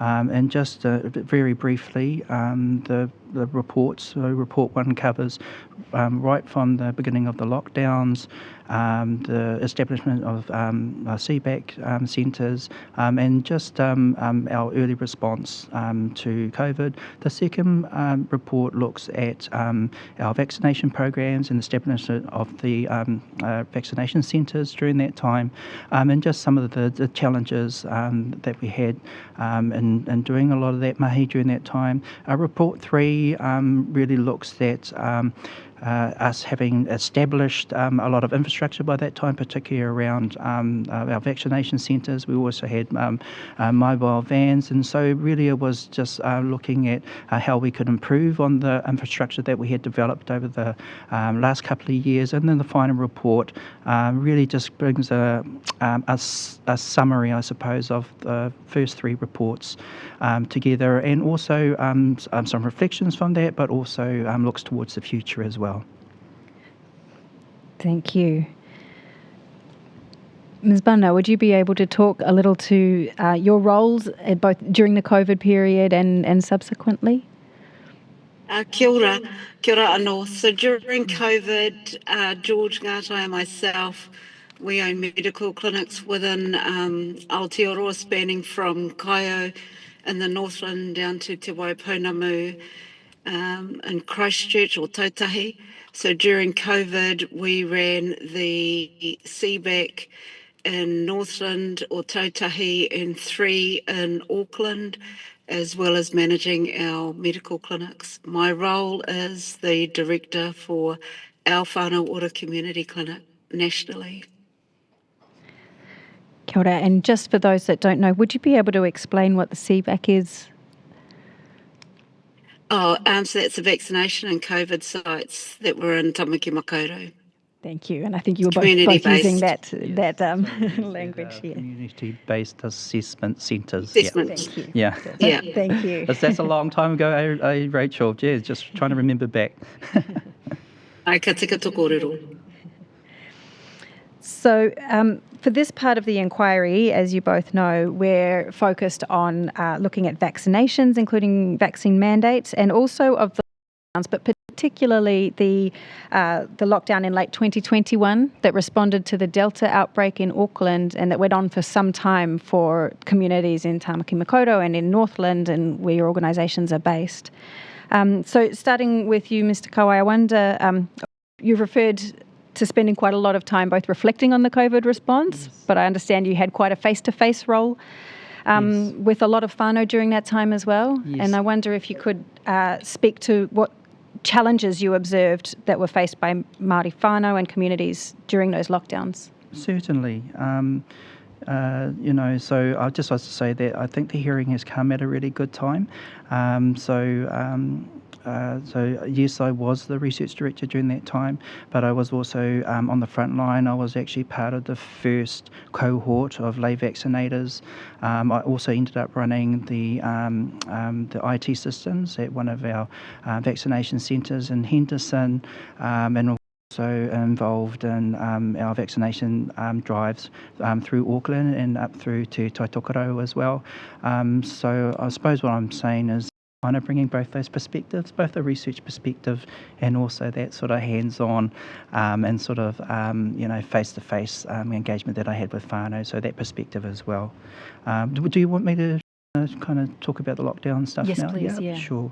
If I was going to make a general statement around the lockdowns, so I suppose the feedback from our whānau during that time is that they were okay if they had support in place.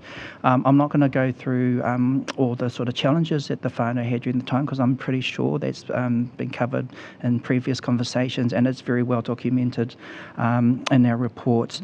But I think probably one of the issues was it was seen as top-down. And that was an issue for a lot of our whānau, because our whānau already have deep mistrust in anything from government.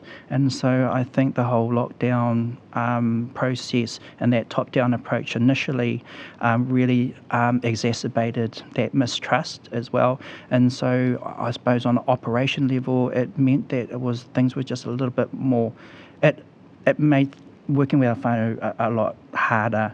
And I think the other thing that it did too is that it kind of then opened the door to a lot of disinformation, so a lot of our whānau, and I can talk from being on the front line, a lot of our whānau, we had a lot of whānau who came to us who were saying, I don't want to put that poison in my body, and again, that they had been, the stuff that they had, got from some quote-unquote Facebook expert, and we're getting the information from them there. And so that, I think that really did have a impact on our whānau. And I think the other thing that the lockdowns did was it really exacerbated the inequalities. And I know you've heard that, but again, on the operational level, for us, the funding, I suppose, didn't quite wasn't adequate for us to be able to provide that real holistic support for our whānau. So a lot of time, we would get, funding in to do the vaccinations, but actually, our whānau were going through a whole lot of health issues during the time. There were mental health issues, housing instability, financial instability, all those other things that come for whānau who are in that position and in that situation. And so here's us trying to ensure that we can provide that holistic support for them, but the money didn't always reflect that, and for me, I think that's about, it needs to be equitable funding, and that those things, those particular needs, and I just want to make it clear that targeting Māori isn't about targeting race, it's about targeting need. We're a high needs population, and so that's how the funding should be distributed. Kia ora, thank you. Ms. Bana, would you be able to tell us about the challenges that you observed being faced by Māori whānau and communities during the lockdowns, and particularly that long lockdown in 2021? Well, I think for us as Māori, we faced high COVID-19 hospitalisations because we were already with our mortality rates nationally, and so the Delta lockdown, it just intensified the disparities. When I look at some of the impacts, I think I briefly touched on when I had a conversation before that the lockdowns actually impacted whānau that we worked with, because we work in the field of family harm and also with oranga tamariki. And so having families or victims who had the offenders charged, and then because of the housing situation, I know that one of our cases, they had the court bailed the offender next door to the victim in the same hotel. Those were some of the issues that we were facing. Children that were getting uplifted, family not being able to talk to OT or go through the court system because they weren't able to have those services that were available to them. I also think some of the delayed non-COVID care, I guess access to routine health services, like we had some people who were very sick with cancer diagnoses with long-term care, and that interrupted the services that they were supposed to be receiving, and that was really hard. That was really hard to talk to some of our cancer patients saying they weren't able to have been seen to medically because of the lockdown. Kia ora. I'll stick with you, Ms. Bana, for a moment, but I wonder if you could talk to us about some of the actions that you were able to take in response to those challenges, or views on what worked well or what didn't work well. I mean, safety was a huge issue just in the family harm space that we were working in, and so what we had to do was really lean on the New Zealand Police for support in saying this offender has been bailed next door to the victim who he tried to kill, and we need to get them out. So there was a lot of work that we had to do with the police. Oranga Tamariki, we had to do a huge amount of work due to social workers working from home, not wanting to go out, well, because of the state of the nation, not doing home visits. So it was a lot of toing and froing and getting people used to using Zoom, because we had to work with families who didn't have Zoom in terms of I would be requesting access virtually, which was really different. I guess one of the things that I found also working as a clinician in the field is that our questions with victims and offenders had to change because we were used to assessments face to face. Now we're actually we had to look at assessing people through Zoom. So we weren't there in the environment, seeing the environment. It was a really, so we had to redevelop our questions so that we could actually match, contextualise to the setting of assessing. Thank you. Mr. Kaiwai, I wonder if you could talk to some of the response to the challenges that you were able to provide. Sure. I think probably the most powerful thing that we were able to do in that time was working with our local providers and working in the community. And then I think the other thing that was really powerful is then them having partnerships, so working, I think at that time with, local government agencies, the local council, I think what used to be called the DHBs, so the local Te Whatu Ora. I think what happened in that approach is that they were able to co-design localised solutions through that, so work collaboratively. But I think the really important part was working with those local providers, because they helped to ground that response and the realities and experiences of the whānau in that community as well. So I think so our whānau order providers during that time had a really pivotal role in ensuring that the solutions that were created during that time were community led and community grounded, and that they were going to be fit for purpose for the whānaus in those communities. Just briefly. Thank you. I'd like to pick up a bit on the your experience of vaccination, and both of you talked about being involved with vaccination rollout, I guess, through those vaccination centres.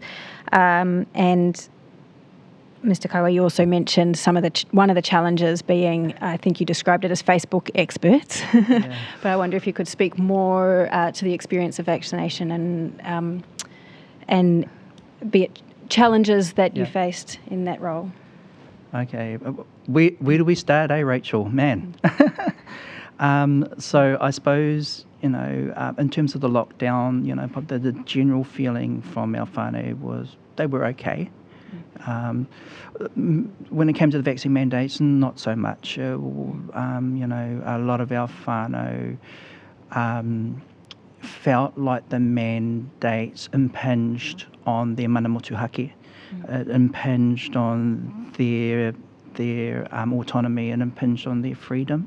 I'm just thinking of a whānau that we talked to as part of this research, who decided that they didn't want to be vaccinated, but then it also meant he wasn't able, to fulfil a lot of his, cultural obligations. So he was a speaker on the pai at his marae, but he wasn't able to do any of those sort of stuff because he didn't get vaccinated. So, there were those stories.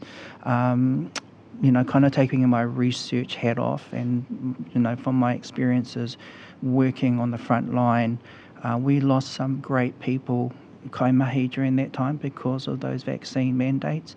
Whānau who had made the decision that they didn't want to be vaccinated.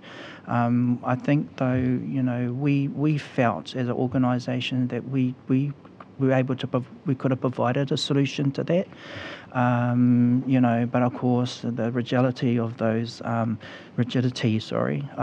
those mandates meant that we weren't able to provide solutions. So we lost some awesome kaimahi, during that time, and that's see, I'm getting a little bit emotional, but that was so sad to see that sort of stuff in that time. So sorry for that, but yeah, I thought I'd share some of that personal experience as well. Ms. Bunner, do you have a comment to add in that area? Sorry, could you ask that question again? I was actually busy listening. Yeah, so we're just moving to the topic of vaccination and your experience of both in the CBEX and being involved in that vaccination response, of how people viewed vaccination, and Mr. Kaiwai's also talked about the impact of mandates in particular. I guess one of the things that really stood out for me was the protesters outside our vaccination sites, that we would have to go out because they were threatening or they were holding up banners and stuff. So when we had our community, our pakeke, our kaumātua and koe coming through, it was quite fearful for them to be vaccinated when you've got other protesters outside who were threatening a lot of our people who were coming through. I think also what I saw was quite a lot of abuse by whānau. I can think off the top of my head more than 10 people who had been vaccinated more than 4 times, and we were picking them up because a nurse had recognised them. They were coming through to get a $100 food voucher. So whatever at the time that was being given out, especially around kai, and I know I remember talking to one of the participants who had come through 3 times for vaccination, different car, different outfit, different name, but it was the same person. And when the nurse recognised and I went to see them, he just broke down. They had no food, and we were giving out $100 food vouchers for those who came to get vaccinated. So we saw the extreme measures that some whānau went to get the offerings of what was being offered by different providers. And also people saying, because we encouraged people to do walk-ins or you could book. And some people would ring up just to see what were we giving free. Oh no, they're giving this free over there. So there was that as well. The competitiveness within the providers, yet it was all for the same kaupapa to get people vaccinated. Our community were looking at, the needs. Some people would say to me, I would prefer a petrol voucher instead of a food voucher, and we can go over here and get that. So that was one of the realities of whānau coming through. Just further on that, Mr. Kaiwai, in those one of those reports that you referred to earlier, I think you quote from the Waitangi Tribunal report that recorded that by mid-December, Māori were only at 79% vaccination rate when the rest of the population had overall gone to 91%. In your view, did mandates assist with increasing the vaccination rate? So putting my public health hat on, we do know that mandates are effective, but I think it's more in the execution of that mandate. And I think one of the big issues for us is that it was done by age, and so Māori a younger population. So this is the vaccine rollout was done by age. It was done by age. Yes. Sorry about that. Yes, No. So it was done by age, and so we've got a younger population. So we were kind of the back end of receiving those vaccinations, and again, if we were bringing more an equity lens to that, then obviously, we should have been a bit earlier on in that process, and again to a community that's high needs, and again based on previous experiences with pandemics, that there should have been a prioritisation actually of Māori, but again it was that real one size fits all, and I hate to say it, that policy then ended up being sort of delivered in terms of race, that those older populations, and we know who those older populations are, and bigger populations, they were getting vaccinated before us, and so we were on the back end.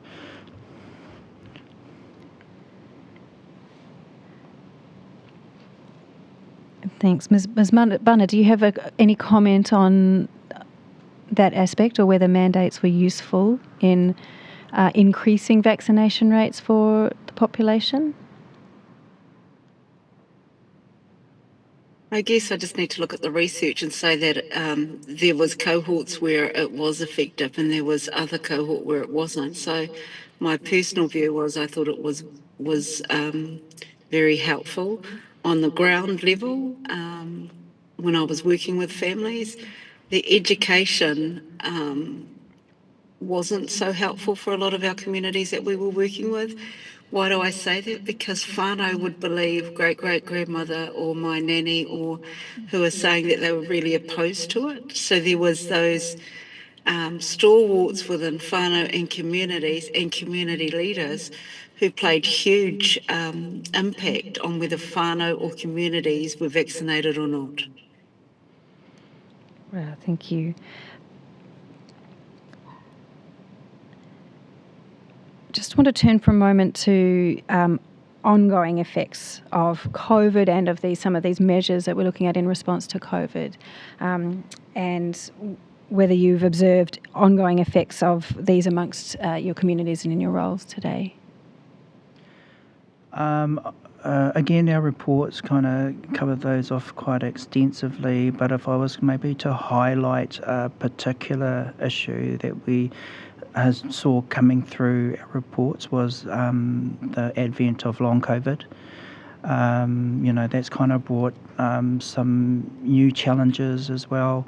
Whānau basically saying to us that, there's information on COVID, but there's not that much information around long COVID. They don't know who to go to, or, what services or supports are available for them for long COVID as well. So, if I was really to kind of really focus on a particular issue, it'd be that one. I do want to mention a little bit about the workforce as well. During that time, we had an opportunity to build this incredible health workforce. I felt like, once the funding, I suppose, stopped for COVID, we had to let go a lot of those kaimahi, but to me, that was an opportunity, and, we always talk about, the lack of capacity, of health workers in our health system, and there was an opportunity there to take this health workforce that we had created and developed during that time and do more with it, but there was, I suppose, lack of leadership and lack of vision, and but not from from our organisation. We were out there saying, hey, look, you've got this fantastic opportunity, but nobody ended up taking up that opportunity, and I feel that it was a real shame. Ms. Bana, do you have any comments about ongoing impacts or effects of COVID and the measures adopted in response to COVID? Yes, I'm working with the impact of our community in whānau still today. Kids who haven't been at school for 4 years, outrageous. And when I'm talking and interviewing families and finding out why is your children home, they haven't been at school since COVID. Just this week, talking to an offender who had mental health issues from being in isolation through COVID and been very unwell. So, yeah, today we're still, and I'm talking about recently, we are still seeing the impacts on health and education with our whānau that we're working with. Before I turn to commissioners then, I wonder if I could ask you both to make a comment on perhaps one of the most important parts of this Commission's work, which is looking at how we can do things better next time, if and when there is a next time. I wonder, starting with you, Mr. Kawai, if you have comments about that. I think, if I were to summarise what I've talked about, I think that, actually talking to Māori, consultation, I was involved in a few, decision-making sort of committees, I suppose, and advisory groups, but they would say, we just want an expert advisory group, but I noticed that no whānau were on those expert advisory groups, or communities went on those expert advisory groups. But as I said in our, in my delivery today, they were actually very key, and quite essential to, the effectiveness of what we were able to deliver during that time, and so that, talk to Māori, man. It's in the treaty. I think the other thing too, and even though I didn't really talk about it, but I'll take that opportunity to talk about it now, the difficulties that we had getting data, if you're expecting us to deliver a vaccination, initiative, having data around things like vaccination status really does help. But, as you're probably aware, the Whānau Ora Commissioning Agency, we sent, the Ministry of Health to court twice, to get what we consider quite, essential data for us to be able to, deliver an effective response. And I think the other kind of key point really is around, the power of, Māori-led solutions.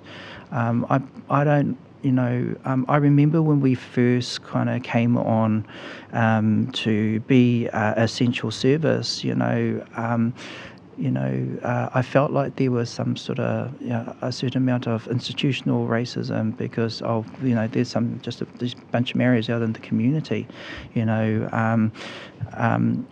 that's the only ones that can be delivering vaccinations should be doctors and nurses, but in fact we can do those sorts of things, and if you give us an opportunity, we can create our own solutions. So I don't know, maybe there's a a bit of patch protection, around those sorts of things. But again, I think we were able to prove that, communities can provide really effective solutions.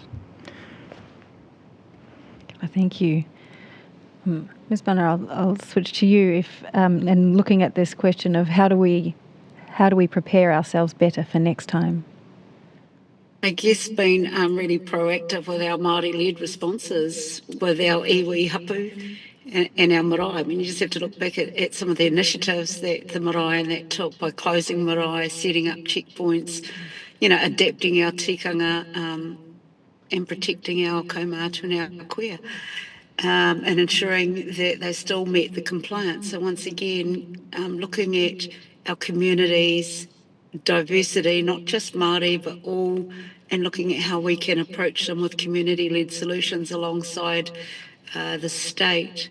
I'd have to say that throughout, when we were setting up through testing and vaccinations, there was a lot of, we really didn't know what we were doing because we were a kaupapa Māori, and I'd remind people we're actually medical clinics, and prior to lockdown we actually had medical clinics operating and functioning with doctors and nurses. So whilst we are Māori owned, we're actually professionals as well. So there was that stigma that we weren't like this. It had to be that expert who was telling us what to do. Sometimes there was just common sense that could have helped in a few situations. So the holistic support models from our kaupapa Māori. Thank you. Commissioner Do either of you have some questions? Yes, thank you very much. Mr. Kawai, you mentioned about building an incredible workforce. And I had heard from you previously that you had the youngest vaccination workforce, as I in the country, but then you had to let them go when the funding stopped. Can you just explain to us a little more about how you developed and built that workforce that was able then to vaccinate your people? So first I'm going to say I actually wrote a whole paper on that. There's a journal article, so I'll make sure to send that to you. So a lot of it was again about using our community networks, and our support was whānau support. So we would build, so we had our young people there, but we also had whānau around them as well to support them in that process. And it was a very sort of, tikanga driven approach to professional development, and so there was a tuakana taina process that we had as well. So, and just so you know, tuakana taina is you got the I suppose it's like a teacher, student, or parent, child.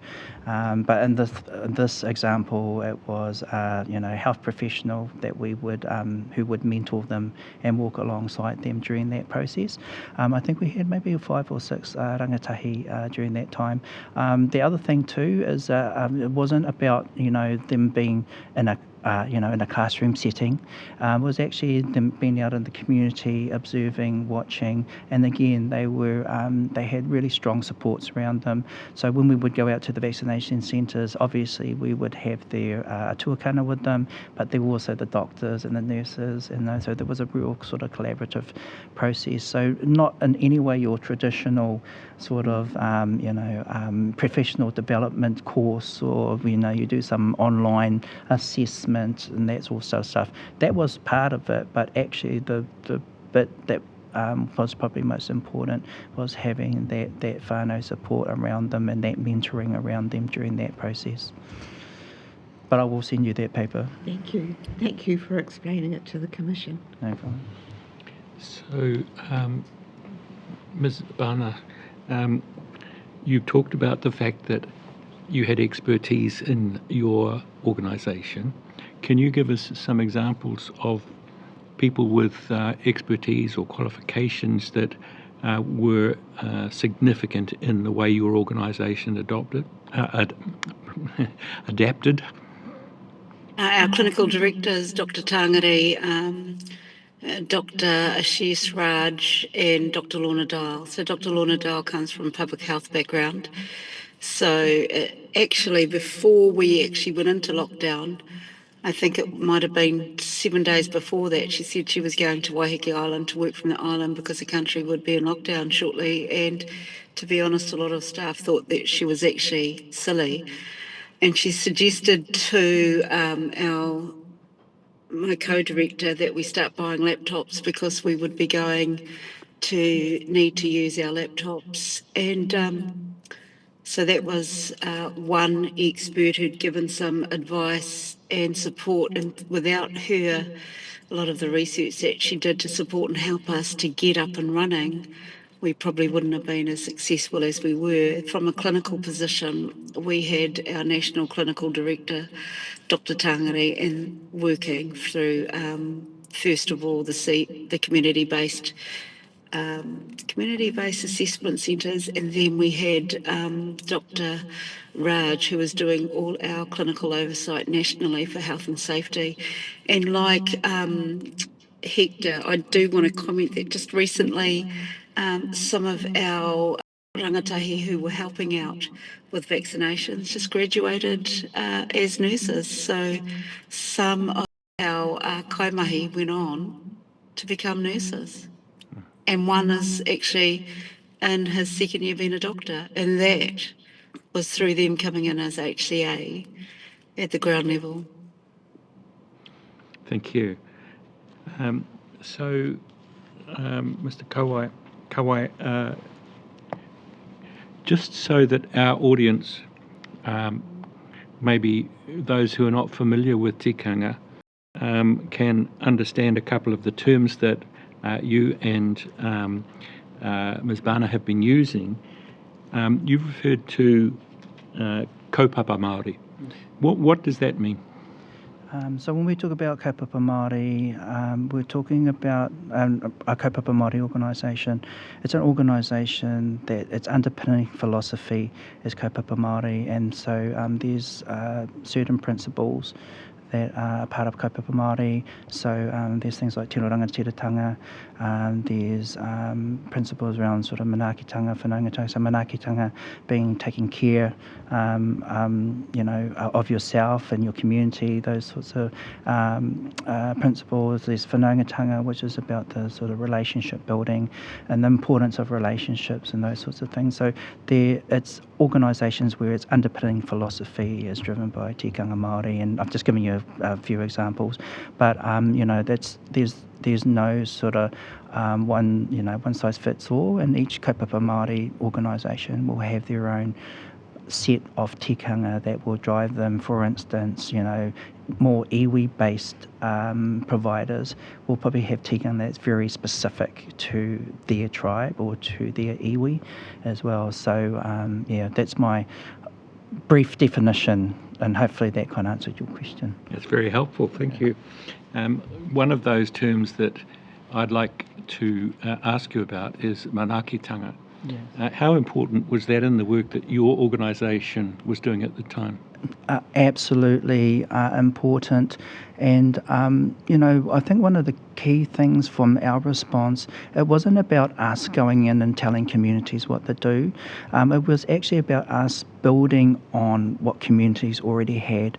And one of the things that communities already had was their own manaakitanga systems. And looking at, tikanga Māori, so that can kind of manifest in lots of different ways. So in communities, if there's a tangi down the road, you might have the uncle who will bring down the potatoes and the kumara. You might have another uncle bring down the meat, and they will all chip in. So the communities already have these systems in place. Our job really was to kind of support and strengthen those already existing systems. And again, it was about acknowledging not just the community but also the leadership in those communities as well. And as Raewyn said, absolutely, leadership was really important. Again, our response was building on what's already there rather than trying to work with what's not there, and a real strength-based approach. So you've talked about support. In English language terms, is there an equivalent term in Te Reo? For support? So yes, manaakitanga can be support. There's another word called tautoko that can mean support as well. So either of those terms, I think, in the context that I'm talking, would be appropriate. In the context of manaakitanga, supporting what? In terms of what's the goal of manaakitanga? So, with Māori society, and, this is not what Hector says, it's well documented, that whānau lives at the centre of everything that we do, and so everything is about our whānau, and so manaakitanga, when we're talking about that, and that's where whānau order comes from, from that recognition that, everything that we do is about our whānau, and ensure that our whānau are healthy and well.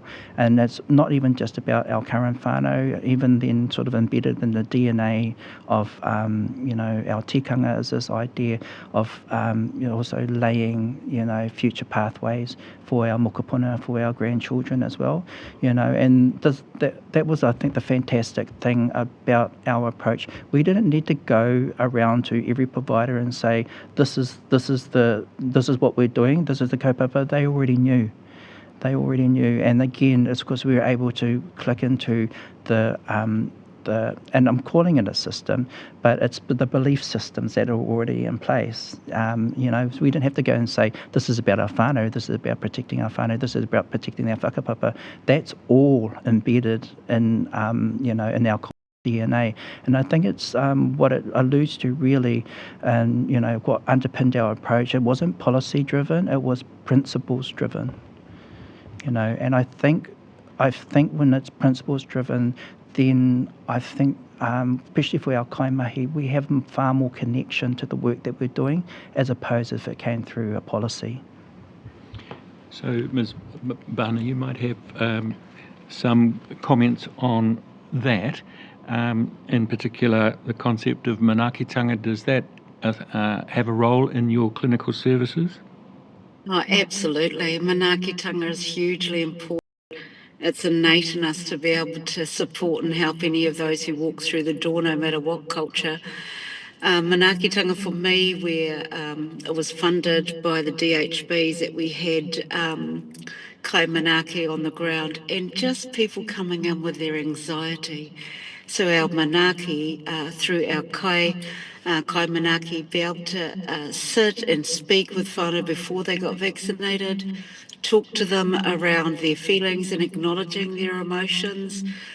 Big gang guys, really scared to get injected, but didn't to have a vaccination, but didn't want to tell anyone. Hugely important. We actually had a few gang presidents contact us and say, hey, we want our members to be vaccinated, but we're too scared to come into, for whatever reasons, to the clinic or the centre. So contextualising that manaakitanga to suit communities and go into their environments, maintaining all the standards that we had to maintain, but actually going to them, showing that manaakitanga. Especially with kids who were coming in and adults who had disabilities, that manaakitanga through our kai awhina, our kai manaaki, to be able to reassure families, talk to families, let them know we can't have a kai before the vaccination, you've got to be vaccinated first, and just doing those one-on-ones I found that hugely impactful and supportive for all age groups coming through, because there was an age to be vaccinated, and also just supporting and walking alongside them. I mean, I don't know how many hands I held just because people were incredibly nervous. Is just another aspect of tikanga that I want to ask you about is kaitiakitanga. What does that mean to you and for your organisation? Kaitiakitanga to me is that we are the guardians of the kaupapa. So my kaitiaki towards anyone who's walking in the door is to ensure that they're feeling a hurutanga, a safe space, that we are taking the responsibility and the leadership within our organisation to make them feel welcome through the manaakitanga, ensuring that we are meeting all of our legal obligations, our contractual obligations, alongside educating our whānau how we can do this in a community way. Kaitiakitanga, being the guardian of that kaupapa and ensuring that it's delivered in a way that is user-friendly for the community, but also meeting our contractual obligations.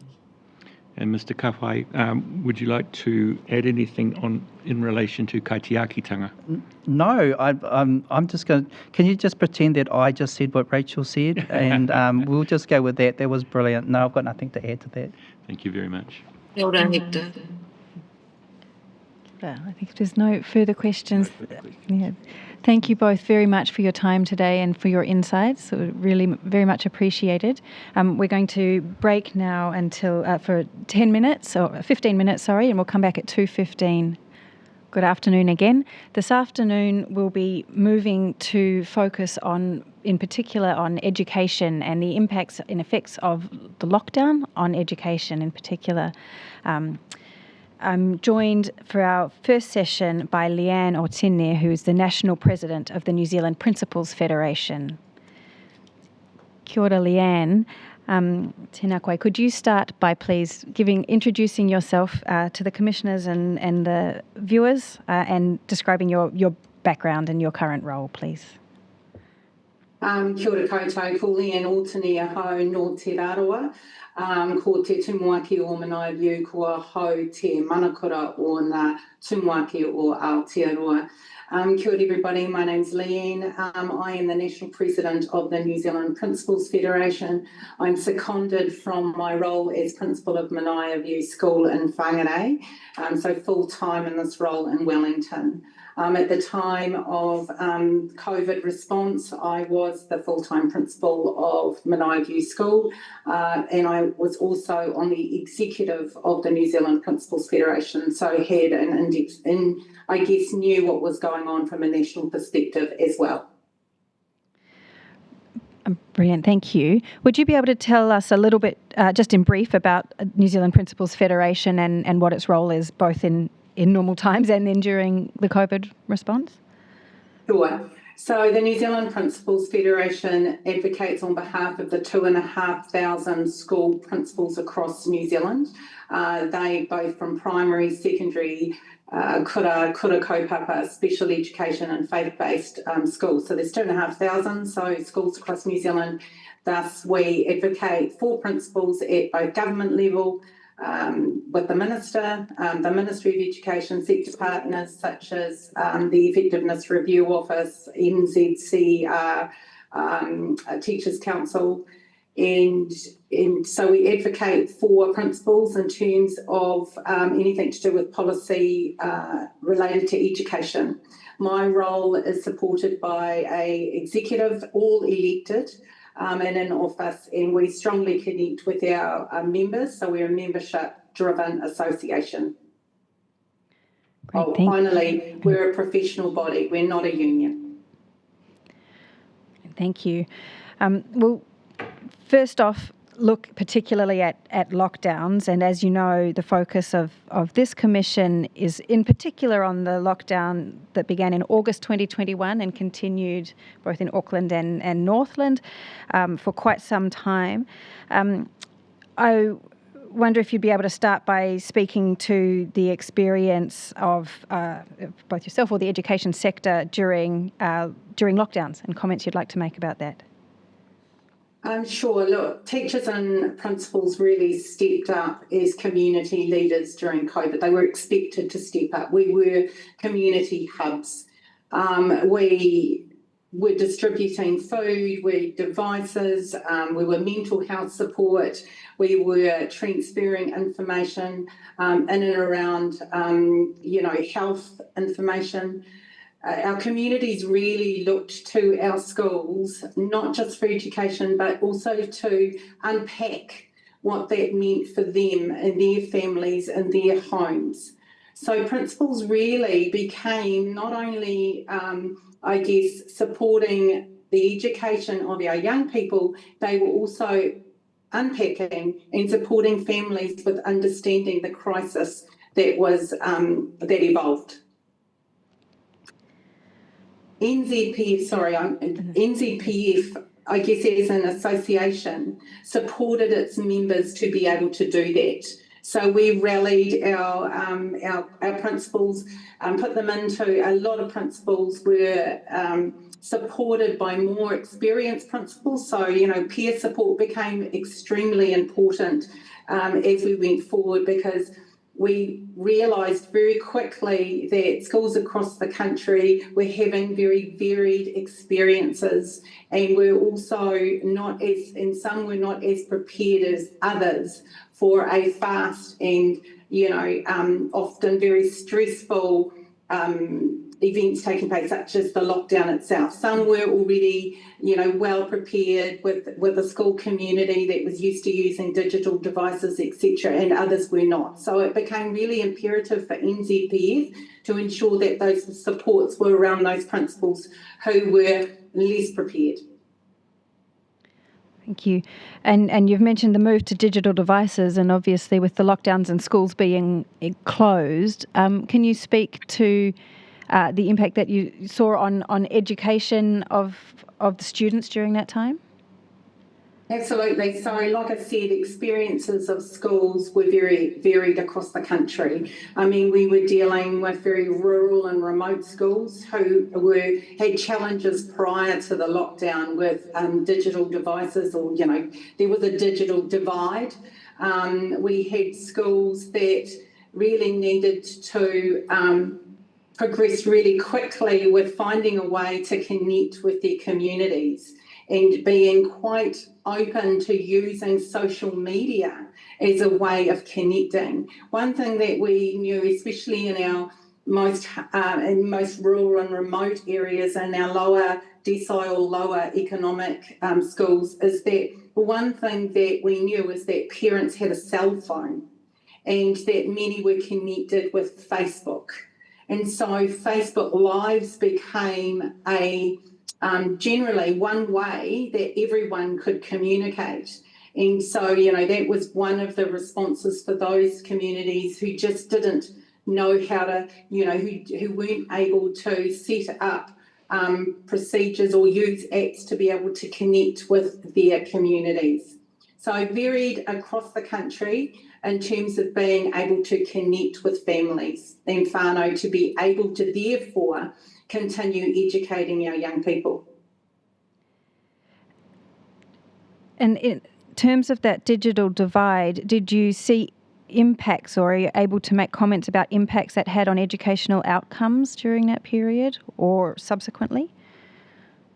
Absolutely. So when the first lockdown happened, the Ministry of Education sent out packs to, you know, packs of books to send out to each student.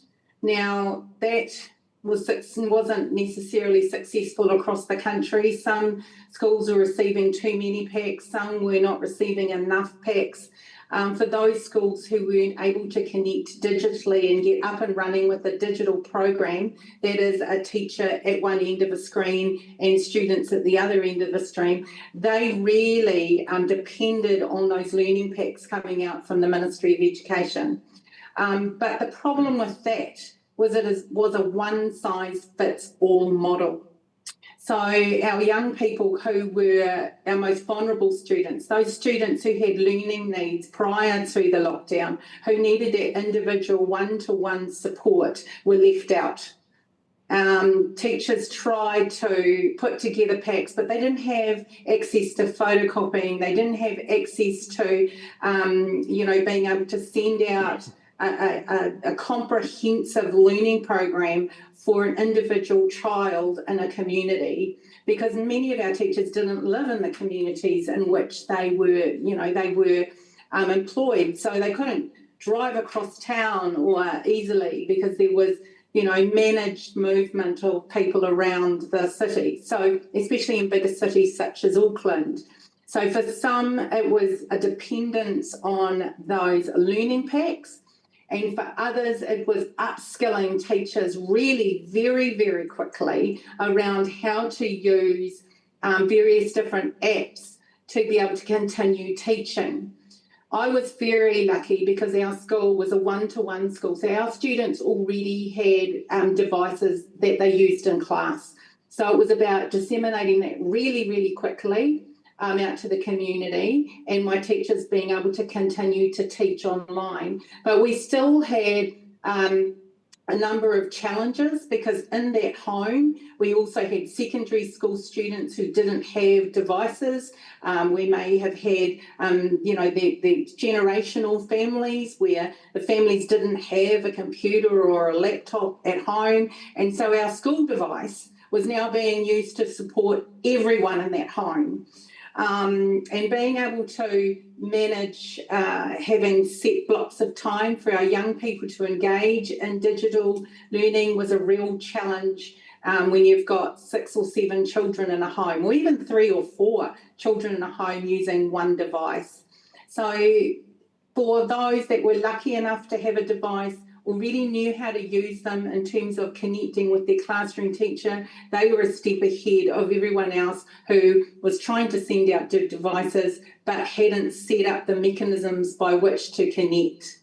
And there's a whole series of lessons around how you might be able to connect with families. There's one thing to teach a group of children in front of you, each with a laptop. It's another thing to teach a group of children outside in all different homes.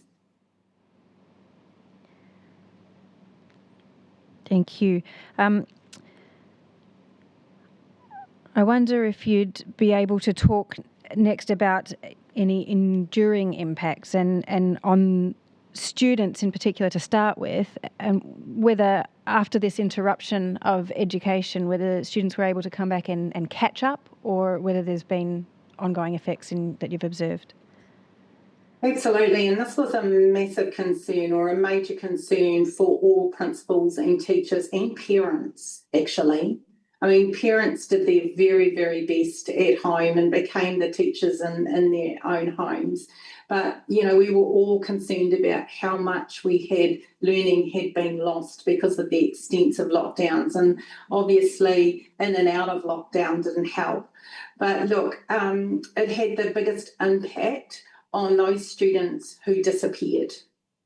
Those students who didn't engage at all during the time of the lockdown, and there was no way to find them. There was no, families had moved into bubbles across the country, and so they were not necessarily still in the community of which their school was in. So it wasn't wasn't very easy to find those students. So we had lost students right across the country. In my school, I was able to identify every single child that we had not been able to connect with because we had set up daily interactions digitally with families. So we were extremely concerned about those young people.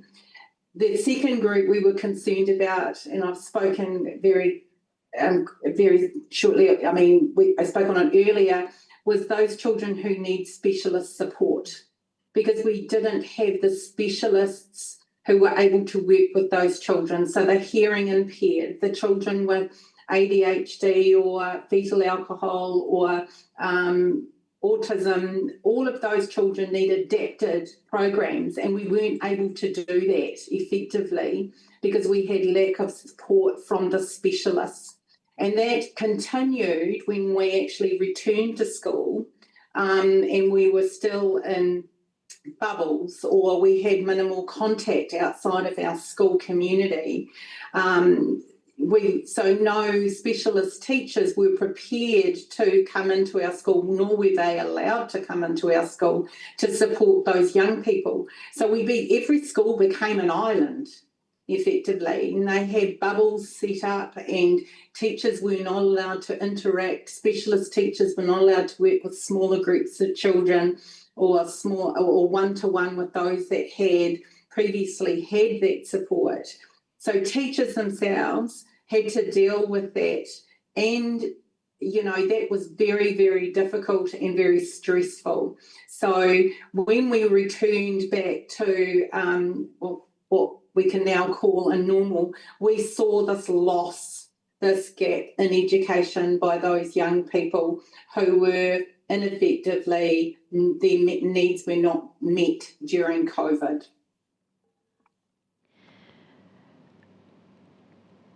And would you be able to talk to impacts on teachers or on the workforce, or any enduring impacts that you've observed for those? Sure. Initially, the workforce were really accommodating. For everyone, it was like, I want to help. I want to do as much as I can. I want to support the young people in my class. I want to connect with them, whatever way, shape or form that might be, whether that's through social media, whether that's on a daily 1 hour Zoom with our young people, or whether that's a phone call.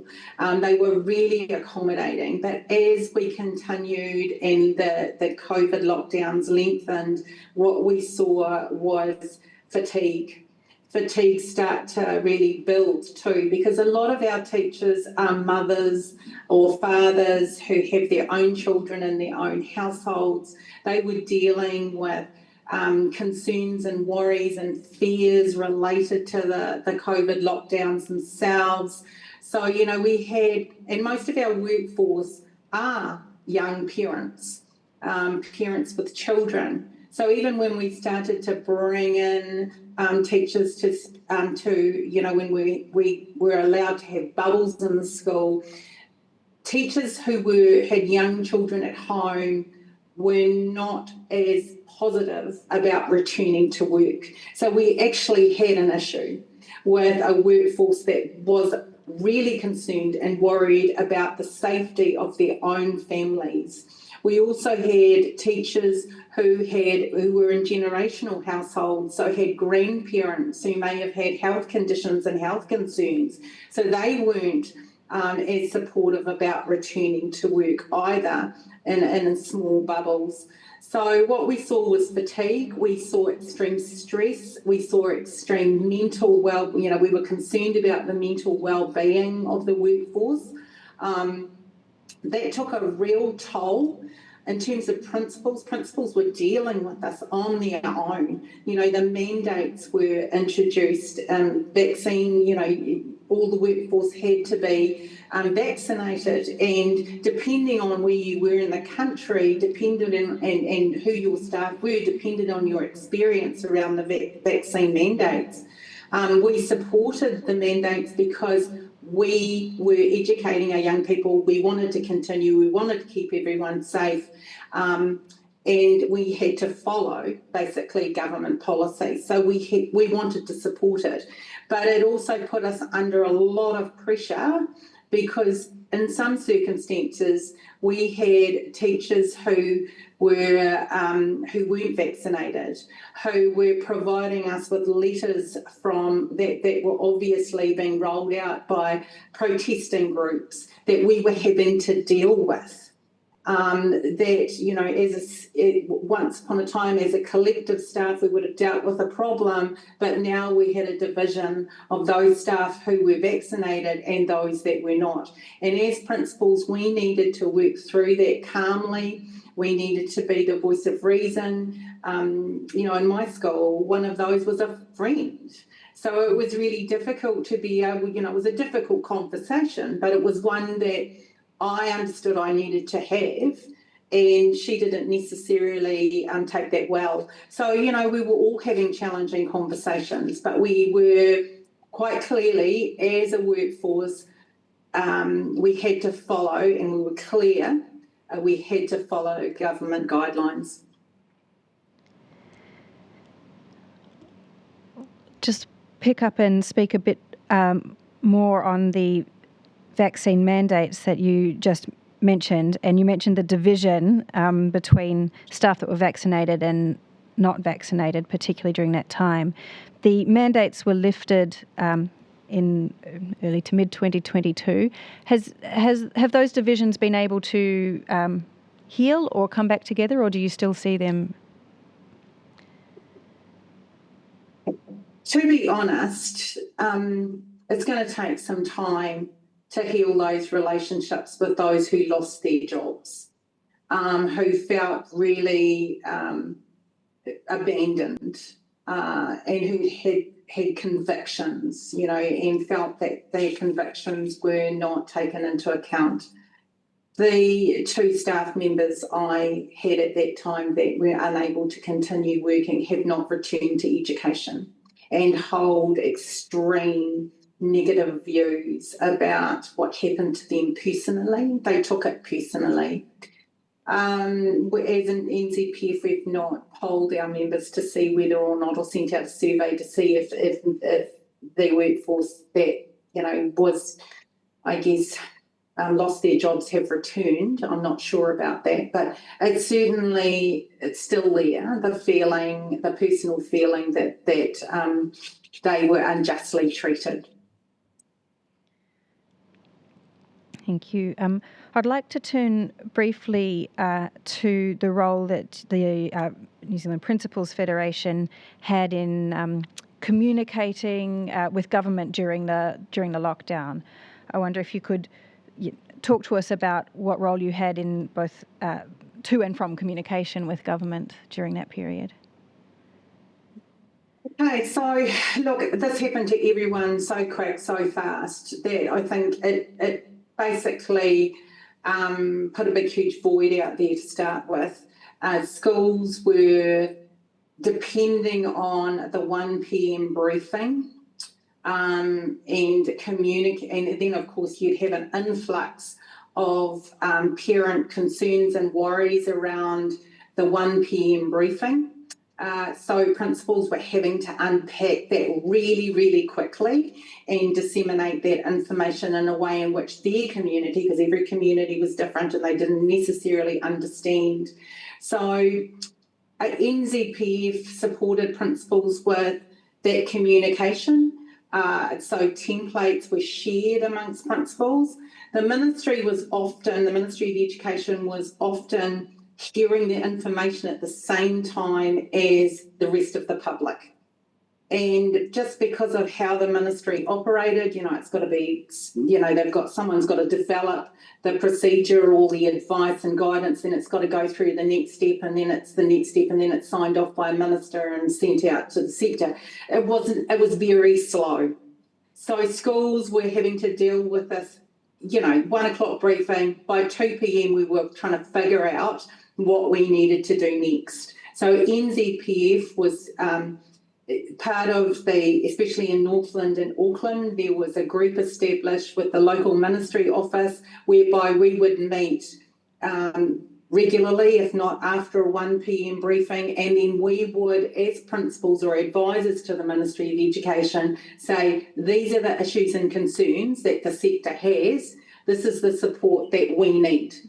So often the ministry were unaware of the impact of whatever the announcement might be. So, for example, when the bubbles, when we were allowed to return to school under with small bubbles of children, 10 in a bubble and whatnot, they didn't realise that, PPE gear hadn't arrived in schools, or, how we might manage that, how we might manage, we're concerned about the air ventilation, we're concerned about, how far apart do we sit our young people. So they would say to us, look, you can bring back 10 children, they need to stay in a bubble. And then the principal would go, okay, so that's fine. So how do I get them, when they dropped off at the gate, how do I get them from there to the classroom by not touching or breathing or talking to anybody? How do I keep them in that classroom? How far apart are the desks? How do I manage eating? How do I manage the possible risk of families in different classrooms? When they go home, they're all mixing anyway. So, those are the things that we took to that advisory group.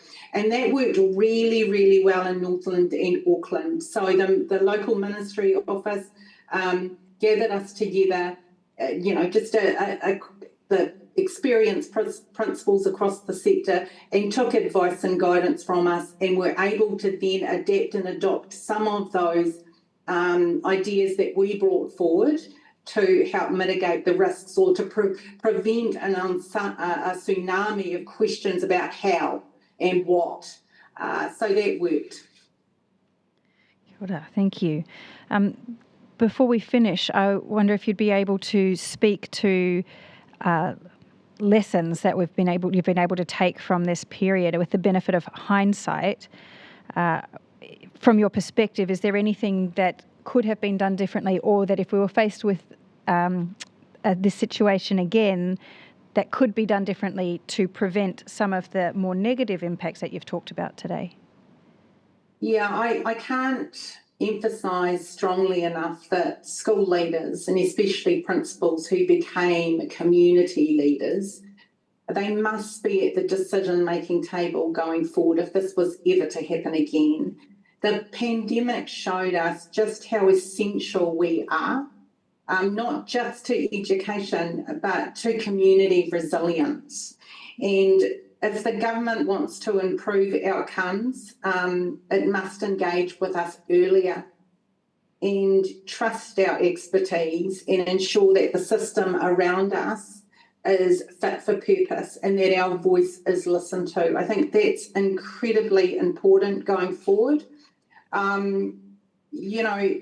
If we were to also think about how government could work better, I firmly believe that education and health ministries were separate during COVID, and they really needed to work together, because health would make an announcement in education, and even though we had the same minister at the time, was both Minister of Education and Minister of Health, there was no collaboration whatsoever. And when you are dependent on schools to support communities, not only with education, but we were also delivering food packs, we were also providing health advice when we really weren't the people to be doing it.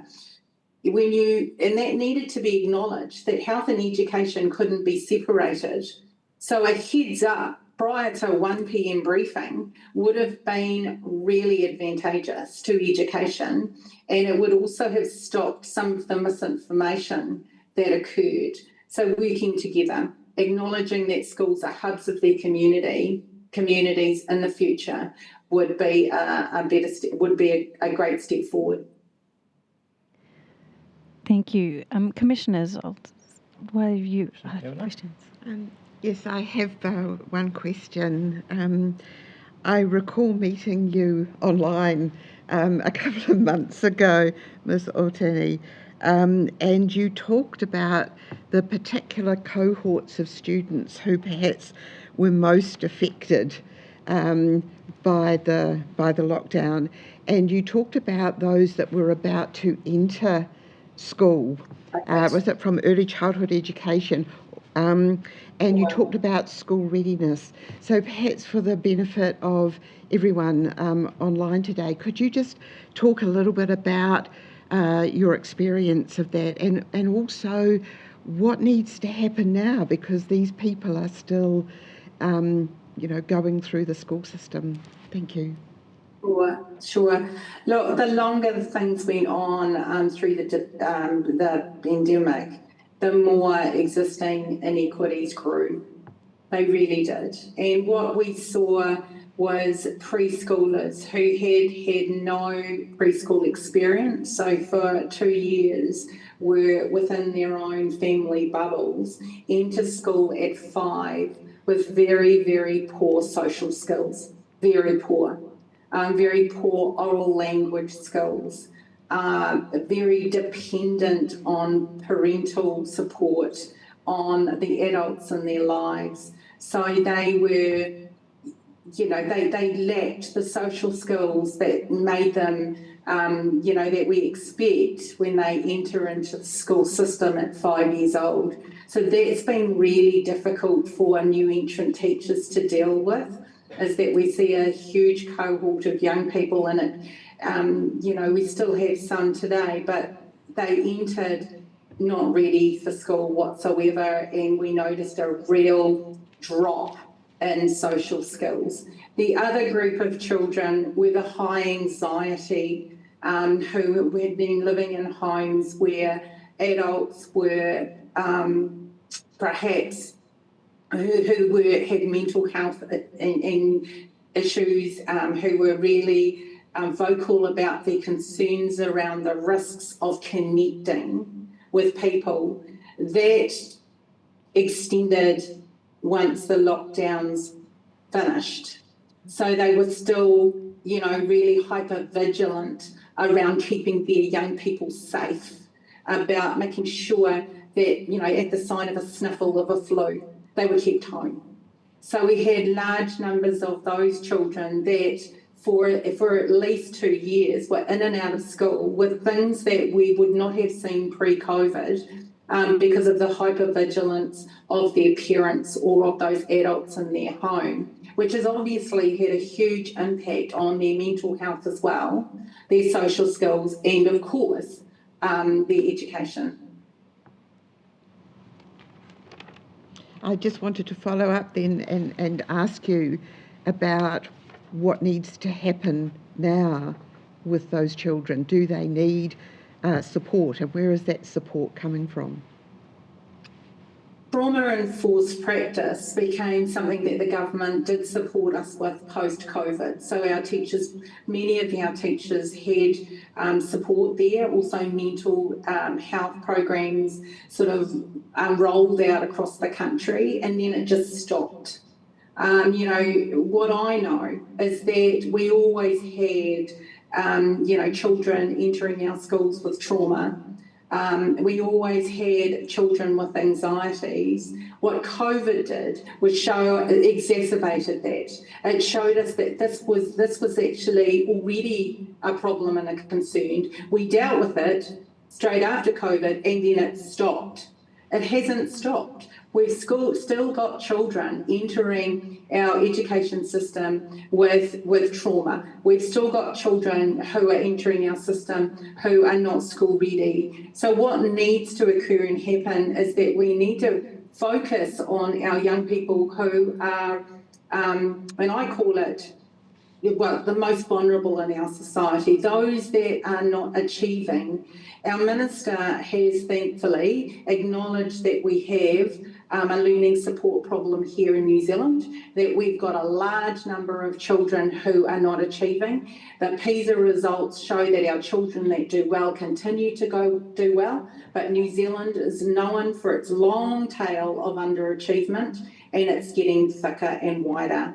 And why is that? It's because we are not focusing on supporting those Tier 3 or our most vulnerable children. Those are in the system. So going forward, we need to support those young people with programs, with policies that are there to look after Tier 3. This latest budget is really looking after those Tier 1 and 2. So those are the classroom programs. We're talking about the specialist supports when I talk about Tier 3. We need to strengthen those. Thank you. Thank you, Ms. Ochini. I've just got a couple questions following up on what you were just saying. Since I think around the year 2000, there was a policy for children brought in called mainstreaming. Is that something you're familiar with? I'm in a mainstream school, yes. And that means that many special needs children are mainstreamed and therefore need to be taken into account by or their needs need to be met by teachers who are also dealing with students who don't have those special needs. Can you just tell us, in relation to special needs children, how did the lockdowns affect them? Well, I spoke about it earlier. All the supports that were going into the home, either through digital devices or through send home packs that were supported by the ministry or funded by the ministry, were a one-size-fits-all. So those young people that had any needs whatsoever were not being catered for. Some schools tried really hard to get teachers to be able to set up or to be able to provide those families with those children with programs.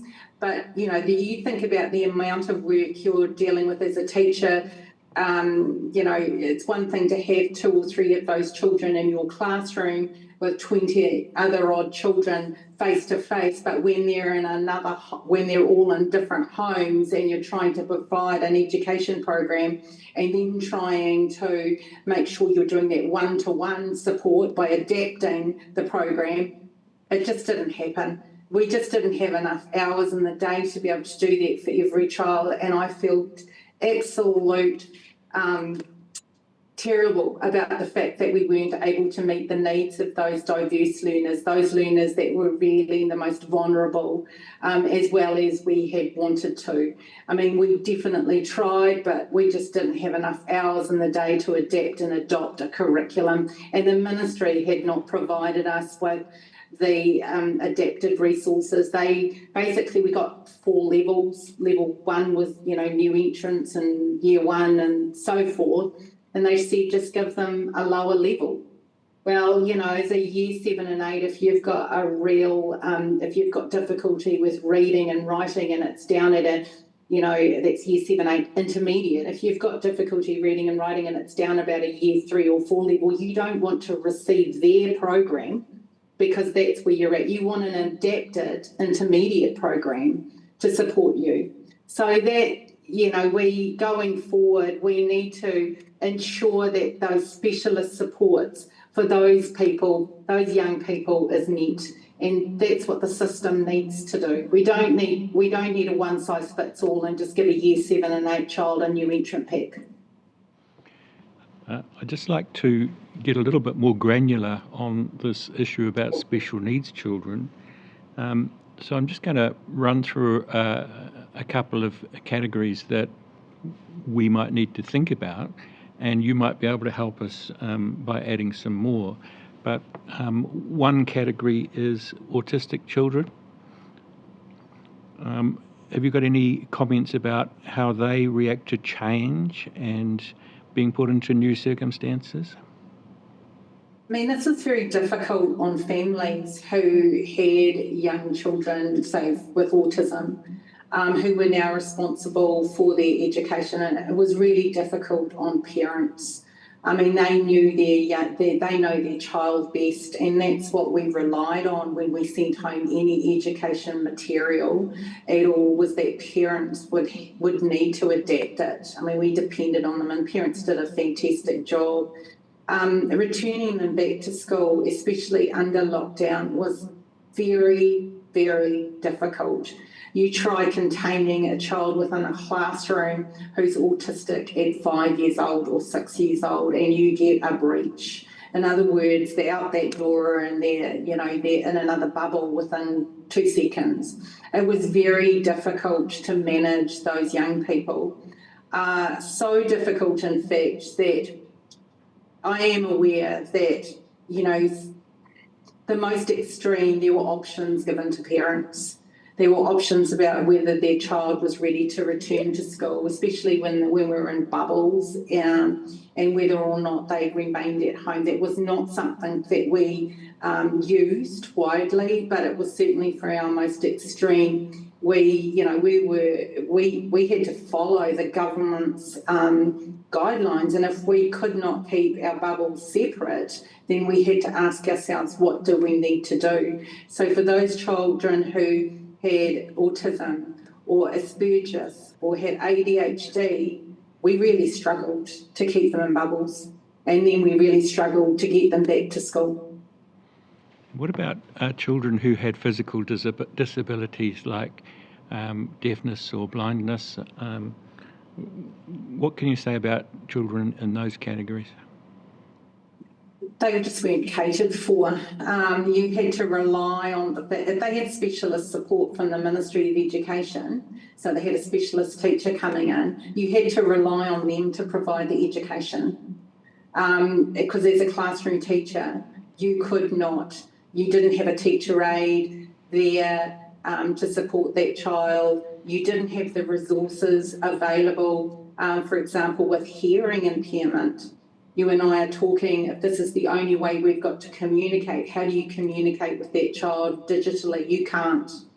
So, you'd send home packs of work that you've got no way of explaining. So you're once again depending on families to be able to adapt whatever educational program you're sending or resources you're sending home. So parents did a marvellous job, especially those that have children with disabilities. And what about parents who have disabilities? Exactly. And then you're dealing with another layer. And it's not only disability, I mean, they were... the thing is that our parent community, your communication with your parents was extremely important during this period of time. So I knew which parents were going to struggle educating their children at home. And and schools would have had various mechanisms by which to connect with those parents, check in with those parents. There was a lot of mental health concerns we had for those parents in terms of providing for their children, and we just said, do your best. That's all we could do. Do your best. Your best is good enough. We talk through adapting. If you've got how you might adapt a maths program by playing with your dog outside, you know, throw a frisbee, how far away, you know, like we were just adapting normal everyday, cooking a cake, measuring, stuff like that, just trying to give parents ideas about how to educate their children, doing the normal day-to-day activities at home. But we really did say your best is good enough. And would you apply that to the government response during COVID? Did they do their best? I think they learnt as they went along. So if we're talking about the Ministry of Education, they learnt as we went along. Initially, no, but then that was my role and the role of NZPF to point out that we needed to be consulted on, that they needed our voice. School Trustees Association basically took, you know, they gave principals autonomy during COVID to just get on with it rather than checking in with board all the time. They knew we were the experts. So we learnt as time went on with COVID response, and best practice was applied. It took a while. In fact, it was frustrating to start with. The ministry would send out a set of guidelines and I'd scratch my head and go, but I know how this is going to land. It's not going to land well. So I'd adapt and adopt. But I was an experienced principal. And so I felt for my colleagues who weren't experienced. They were recognised by the ministry through a fund, a COVID fund. But that didn't solve the problem. The problem still relied on, you know, they got paid for not being experienced during COVID. But quite frankly, it was principals such as myself and organisations such as NZPF that gave them the support. Without principals, the government supporting each other, the government guidelines or the ministry guidelines would have fallen well short. Can we do better next time? Oh, absolutely. Absolutely. I think the one lesson, like I said before, is to acknowledge that, you know, principals need to be at that decision-making table. Collaboration? Absolutely. More than collaboration, I would say co-design. Thank you so much. You're welcome. Thank you, Ms. Otene. Thank you very much for all of those valuable insights. And we'll bring this session to a close and we'll take a 5-minute break before we bring in our next witness. So thank you very much for your time. Good afternoon, Commissioners. Welcome back, people watching. Our next witness is Alexandra Kingi. Kia ora, Ms. Kingi. Kia ora. Please introduce yourself and explain your role in the community. He uri ahau no muri whenua I raro e ngā parira o ngā Pohinui tonu, ko Alexandra Kingi taku ingoa, ko te tumuaki tuarua o te karati o Kaitaia, mihi ana kia tātou. Greetings to us all. My name is Alexandra Kingi. I am the Associate Principal at Kaitaia College and I have been teaching at Kaitaia College for nearly 16 years. Thank you. What was your role at Kaitaia College during the first COVID lockdown? During the first COVID lockdown, I was the head of learning area for Māori studies. And then I think by the second lockdown, were you deputy principal? Yes, I was. Can you describe Kaitaia College for us? Kaitaia College educates around a quarter of our Tai Tamariki in the Taitokiro area, so that's the Rodney district, all the way to Te Rerenga Wairua, that's up by Cape Reinga. Te Hapua is one of the last settlements up there, all the way out to Mangonui, and then over to Pawarenga and Panguru on the west coast. So we have had around 800 to just over 1,000 students throughout those 5 years. And to put some distances on those places that your college serves, how far are some students travelling to get to school? So it's about 130 kilometres, and that's just one way. So we have kids on a bus for around an hour and a half. And that's just one way. Thank you. So most of my questions will be about the second lockdown in August 2021, but let's just start with the very first lockdown, which was such a shock to most of us. What was that first lockdown like for staff and students of Kaitaia College? So for our staff, it was nothing like we'd ever seen. So for a number of our staff members, they weren't very computer savvy. Let's just say in the weeks leading up to that first lockdown, they were busy learning how to use Google Classroom, how to navigate the computer, how to use Facebook if they needed, how to start a Google Meet. So for our staff, it was for some of them quite daunting. Our major concern though is a lot of our parents and caregivers are elderly. We have a lot of students who are in the care of their grandparents and extended whānau. So for our kura, for that very first lockdown, we had to ensure that we had hard learning packs for our students because of that distance, but also because of the technology at home. We still have many areas in our region that still can't get Wi-Fi or power on a good day. Usually if the wind blows in Te Hapua, the power's out for around 4 days. So this is just a normal occurrence in the very far north, is that not having consistency with Wi-Fi, with power. Okay, thank you. And what sort of homes were your students locking down in?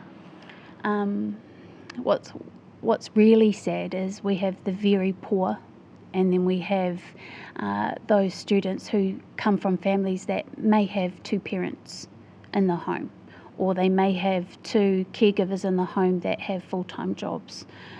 So we do see a wide range of socio-economic backgrounds within our taitamariki. We have what you would call a normal home, where you would have your mum, dad, and possibly 2 children. A lot of the time there's more like 8 kids or 10 people living in the home, 24 people, up to 24 people living in a home. We've seen in the north there. We also have families that are living in emergency housing or in our iwi housing settlements as well. So there's quite a range. And do you also have some students who live independently? Yes, we do. I wouldn't say that there are many, but we do have students that live by themselves, or they live with an older sibling, and that's what we were facing at that time. So I understand that your main focus in that lockdown was retaining a connection with your students. What were the techniques that you used to achieve that? So we, at that time, we were trying to get Chromebooks to every household. We were able to meet the needs of some. For others, not updating their addresses with the school did make it that little harder. We did get quite techno-savvy though. We utilised Facebook. We utilised the local village pages in and around Kaitaia, Te Hapua, Pukenui. So we joined all those Facebook pages so that we could get information out to our families, so that we could keep them updated, so we could keep them linked in. As the last speaker had said before, in some families there may only be one person with one phone. So that's what we were faced in our region in the north. It may be that they had one working phone but no Wi-Fi.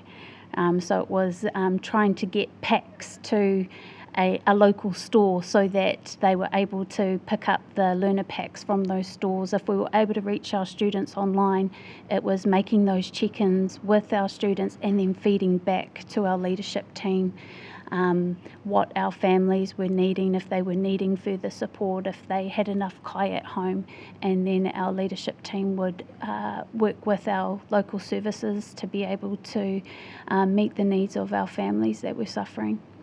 So what services were you working alongside?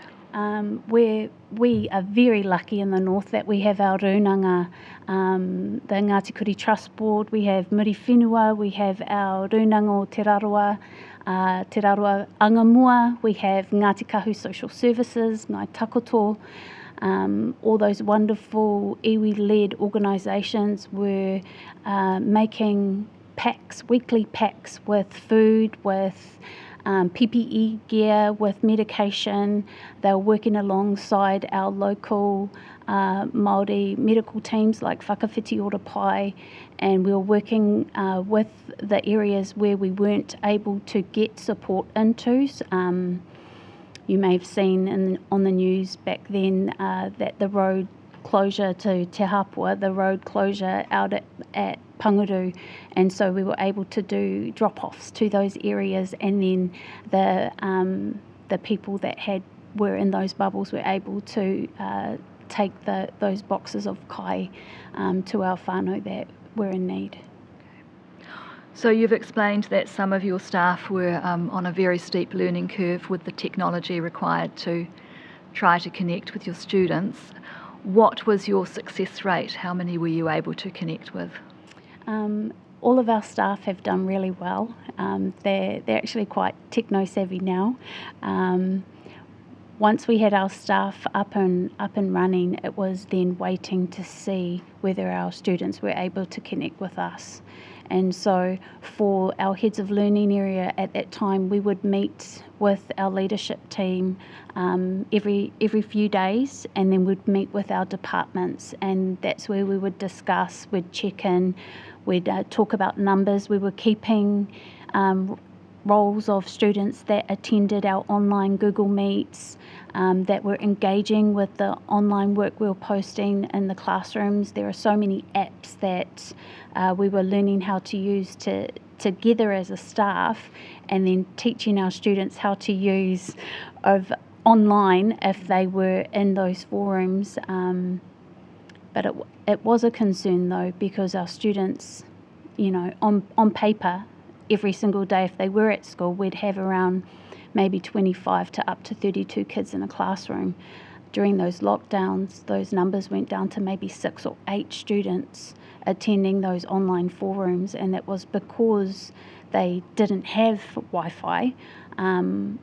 For some of our students, it was fear of what their friends would say. This was before the cool background blurs when it came into effect, and so they'd be able to see into their homes. And so for a lot of our students, that fear of others judging them because of how poor they were, or if their room was ugly, or if they just didn't have a nice space. So for many of our kids that did come online, you wouldn't see their face, you'd just see the icon come up, and you might engage with them on those online breakout rooms and stuff like that. And how did the community more generally come together and support one another? Were there fights about toilet paper in the local Foursquare? No, there wasn't, thank goodness. I can remember speaking with my older sister living down here, and she would tell me these stories of just trying to get toilet paper. We were very blessed in the north. Maybe it's because we hardly get the things that the pack and saves and the countdowns. We only have a pack and save in Kaitaia. So having toilet paper, we were never afraid that there wasn't going to be toilet paper. You were only allowed to take 1 or 2 of each item, and when you did go to checkout, there would be someone counting. So it was regulated, but it was needed so that everyone could get what they needed. We didn't have the long lines that Auckland was experiencing, and there were times I can remember where I was able to just by chance get in and be able to get in and do my shopping during that that 1 hour session. Now, after the first lockdown in 2020, there was a period of maybe 16, 17 months before the August 2021 lockdown. Were there any changes in the services available in your region in that interim period? How was the banking, for example? So even to this day, it hasn't changed. Our banks ended up closing on certain days, so only certain banks would be open at certain times. The post office as well.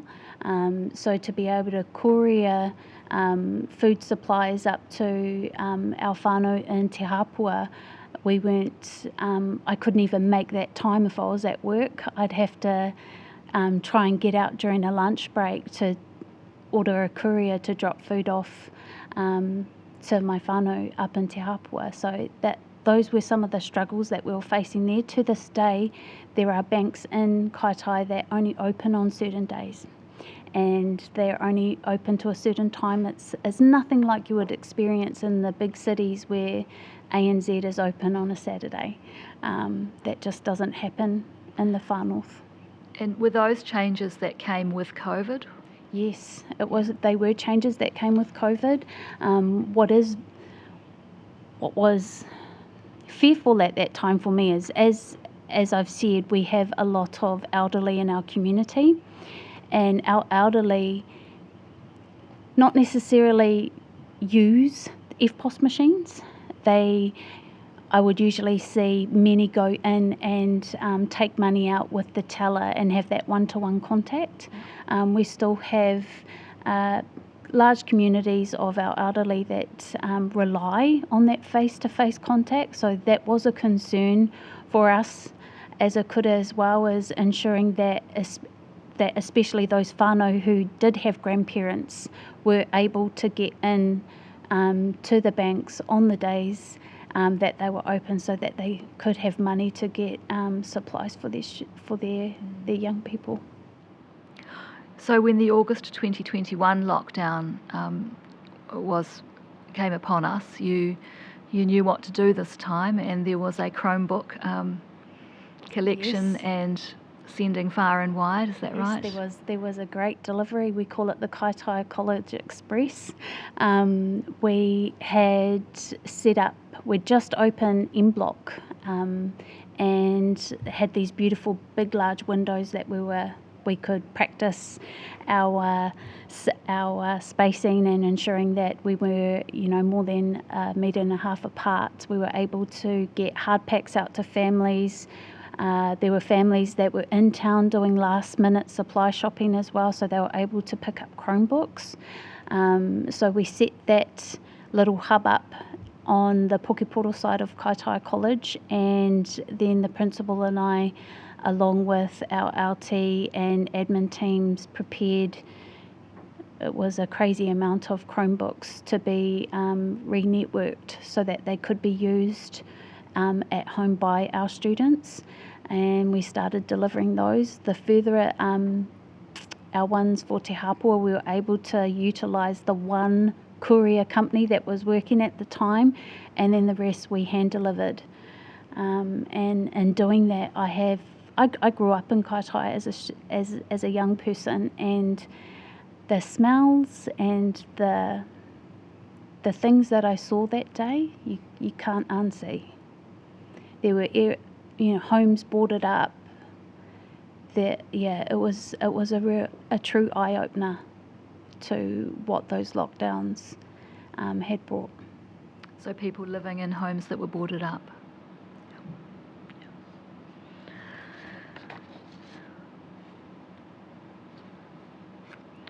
So over the long lockdown, which Northland was forced to be a part of because of its borders with Auckland, there were alert level changes and rules changed from time to time. How did those changes affect what you were able to do, and how did people feel about them? So with those changes came the signing in and signing out, ensuring that if you had your vaccine, you could have your passes and you could access certain areas. So there was a divide. You could see it, a divide in our community. with those whānau who chose not to vaccinate and those who did. Those families who are frontline workers. So you did see that line drawn in our community, and it was sad to see. It was sad to see the fear, fearing to fly, fearing to go on buses, fearing to even get out of the house and go shopping. Those were all the things that we saw as a school, but also as a small rural community. And what was the fear in that small rural community of COVID? What was the worry? Our main concern is that our hospital would not be able to protect us if there was an outbreak. Kaitaia Hospital at that time didn't have the means necessary to be able to isolate if there was a breakout of maybe more than 2 people. A few years before the lockdown, we'd seen a number of our elderly caregivers pass on because of asthma attacks in the night. And these were asthma attacks that took place in Te Hapua, but because they're so far away, and if they don't have a working phone, they're unable to call for help. So we heavily rely on our helicopter, but also our limited services that we do have, but also relying on those wonderful whakawhiti ora pai and the travelling doctors and nurses that visit all of our small pāharakeke or pākorari, as we call them up north, administering to all of our community members. So it didn't matter if it was a Māori named organisation, they would look after all of our people.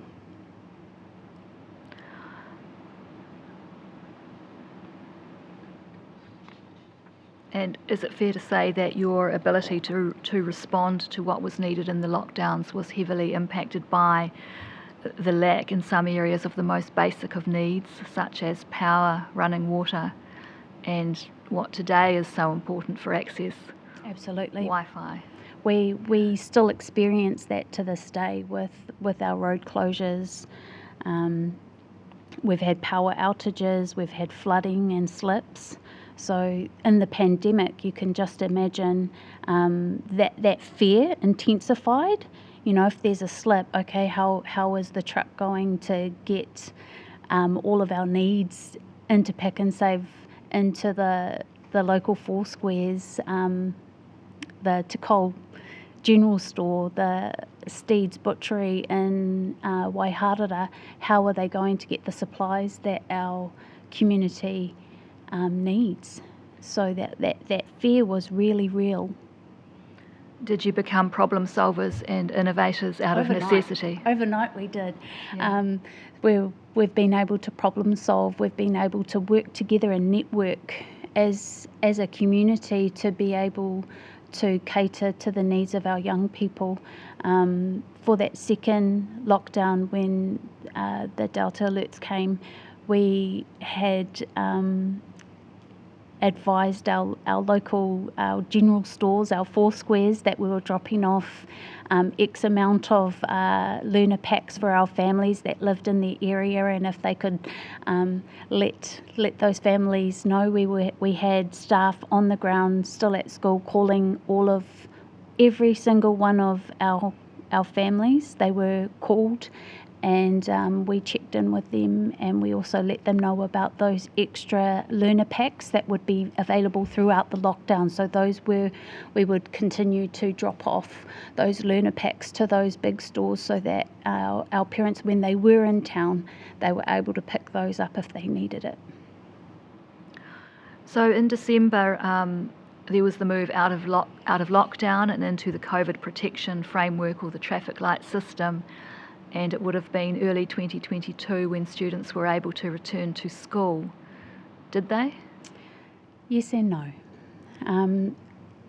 As I said before, we catered to a quarter of our tai tamariki starting at 12 and some at 21 years old.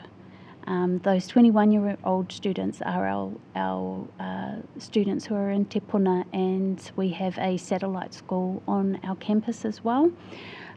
So those would be our 21-year-old students attending their schooling there. But for our frontline workers especially, with 12 and 13-year-old students living in the home, with the rostering home, this is what made our community angry at us, is we had to roster home because of those guidelines that were put in place to keep us safe. And if we didn't have them in place and there was an outbreak, I don't think we wouldn't have had the medical needs necessary to protect us and keep those elderly or those at risk here today. You've touched briefly on vaccines and mandates, and we've heard from other people about those, and we will hear from more people. Were jobs and relationships lost in your community as a result of mandates and disagreements about vaccines? Yes, they were. We had staff members that could not teach because they chose not to vaccinate. It took a staff member just over 9 months to get back to school and in work. For that staff member, their whānau still feel that effect to this day. It was a hard time for those who chose not to vaccinate and remain as teachers.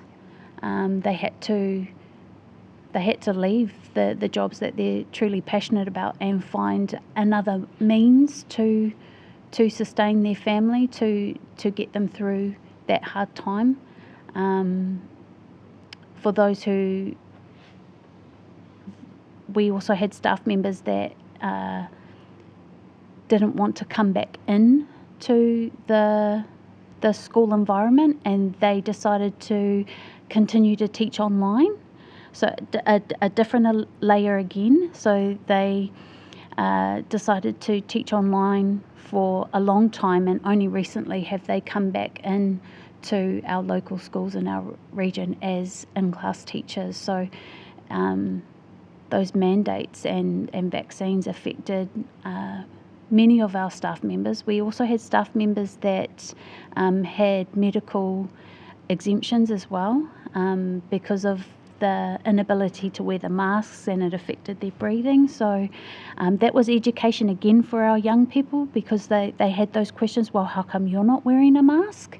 And so that then gave that conversation with those students around the reasons why they weren't wearing masks.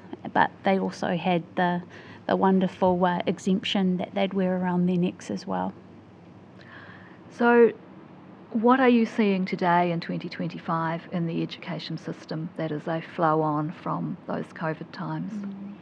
So we are now seeing students that have come from the intermediate and primary school. So they are coming to us now with massive learning gaps in their learning, and it could be reading, writing, it could be mathematics where they're needing help. We are seeing massive increases in depression, anxiety, and mental health and well-being. The most I've ever seen in my teaching career. Has poverty improved? No, it's gotten worse.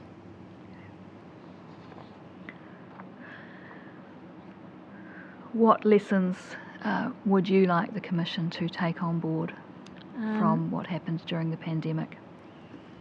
So the lessons that we learnt as a school was that coming together as a community, that working together to not just benefit yourself, but benefit your students, benefit your families, and that flow-on effect that it has.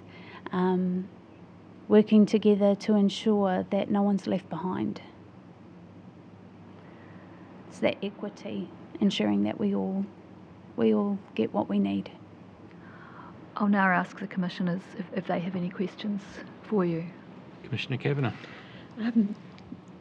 Thank you very much, Ms. Kingy. I'm interested in the aspirations of your student body, perhaps before COVID, and whether you have seen that their aspirations for their lives may have changed in the period since. Can you talk a little bit about that? Absolutely, we can. Our students, they come to us with aspirations. Some of them don't know what they want to be in the year 9, even in the year 10, but in the senior school is where we see that change and that need and drive to either go on to further education, whether it's at university. We have around, I'd love to say, just under 30% of our year 13s that go on to university, but we also have a large number of students that go into the trades and the local businesses in our areas. We also have a large number of students that leave school after year 11 and go into the workforce. And I've seen that shift with our students. I've seen the number of students going off to university decline slightly, and more of them go into trades. We're seeing at the moment with our construction academy that we've just opened that our students are absolutely looking at careers as electricians, as plumbers, as construction, civil engineering.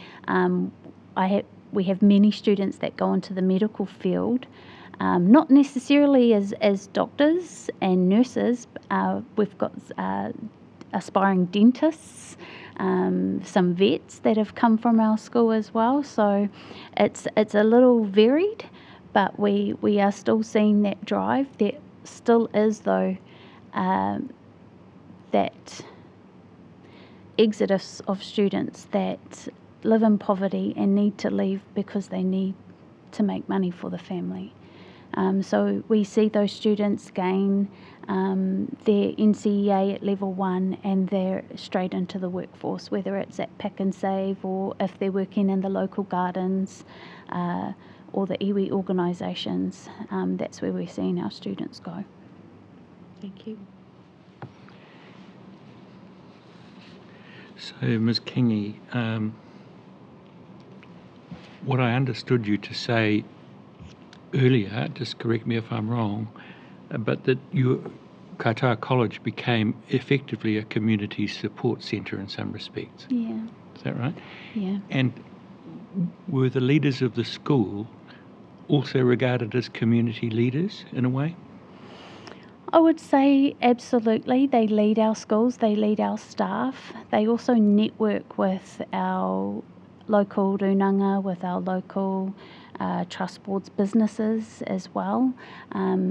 We are connected to our hauora Te Hiku o Te Ika, making those connections and working with our local whānau is what is enabling us to get work experience for our kids.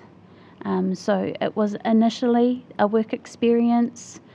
When the lockdowns happened, it then became looking after our people and what can we do together to ensure our whānau are protected.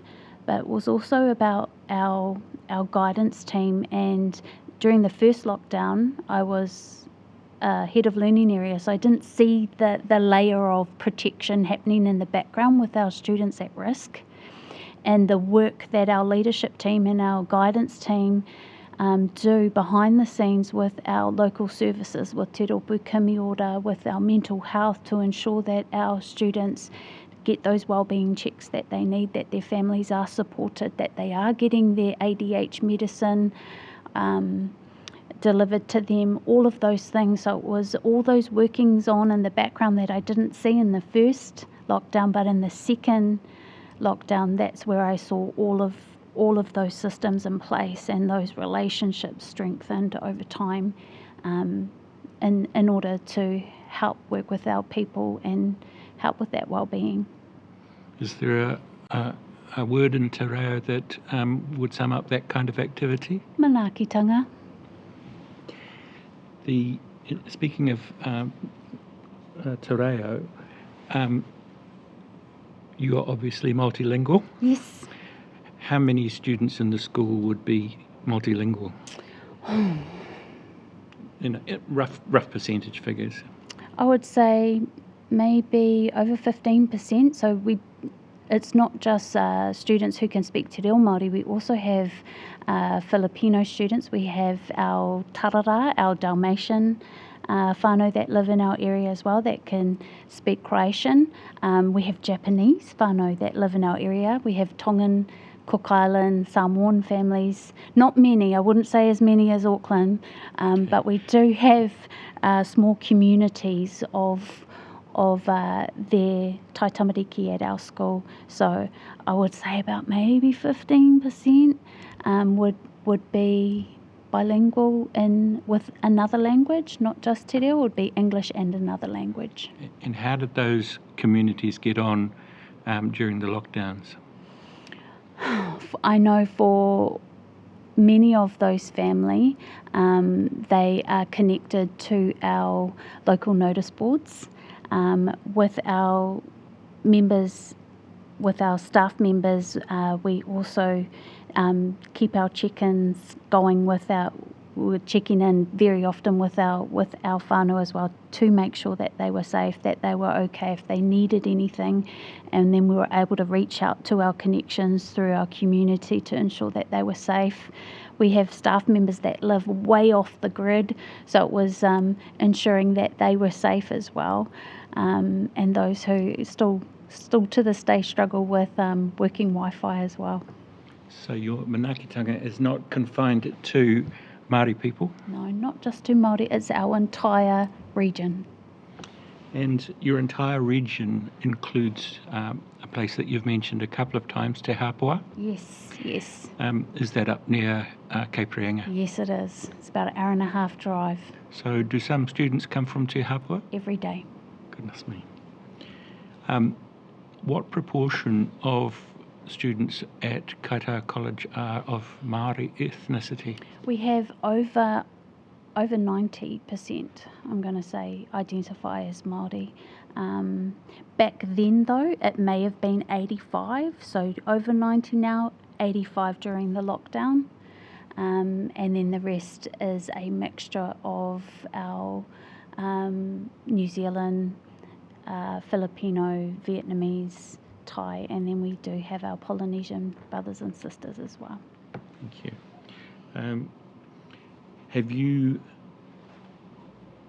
Is there any form of education at Kaitaia College about viruses and vaccination? Absolutely. So we work, we have health and PE at our school, and we look at well-being. That has been one of our goals since the time of lockdown. We had to really work on encouraging our students to ask questions, knowing that we have two of our community nurses that work at our school as well, having them on board to encourage our students to ask questions, to ensure that they know what they're putting inside their bodies, on their bodies, exposing themselves to, whether it's foods that have too much sugar in it or too much meat. So it's ensuring that our students are educated so that they can, when they do arrive at making decisions, they make those educated decisions. Thank you very much. Ms. Kingi, you had some closing comments prepared, which I'll ask you to make them, and when you're finished, we will adjourn and resume again at 4 minutes. Kia ora. Wa mihi ana kia tātou I hui mua nei. Ko tawhiti ke tō heiringa mai kia kore e heire tonu. He nui rawa o mahi kia kore e mahi tonu. We have come too far not to go further. We have done too much not to do more. All I can say is that the next time, let's be better than before, so that no one is left without care, without support, without manaaki. Kia ora. Kia ora. Good afternoon and welcome back to the final session of today's hearing. We have 3 young people forming a forum for us to tell us about their experiences during mostly the August lockdown, but beginning in the 2020 lockdown.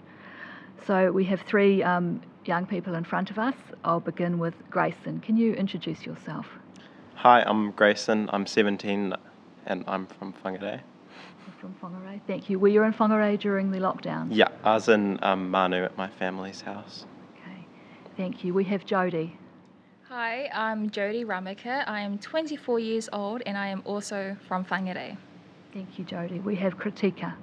Kia ora, my name is Kritika Salich. I am 21 years old. During the lockdown, I was at my family home in Papakura. Thank you.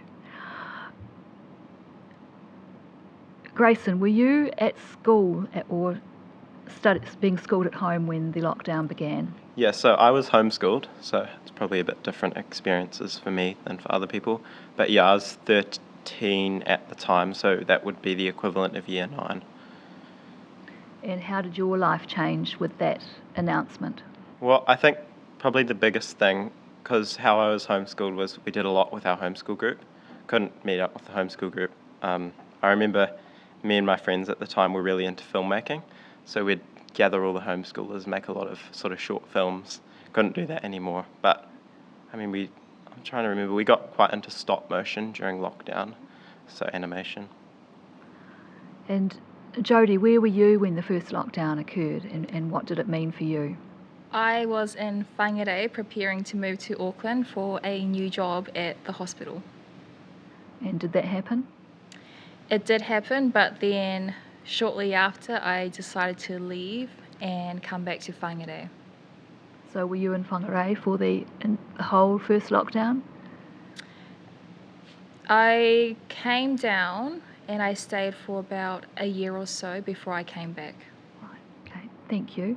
And Kritika, where were you at when the first lockdown occurred? So I was at home, but in my life I was doing NCEA Level 2, so I was a student at Roseville College. At that time, I was also the chairperson of the Papakura Youth Council during that time.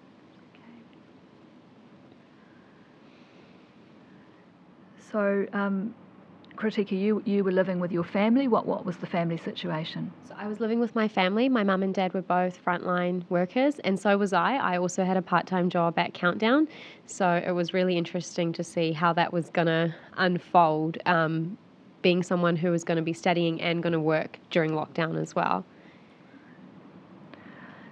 And Jody, you, what living situation were you in during the first lockdown? I was living by myself.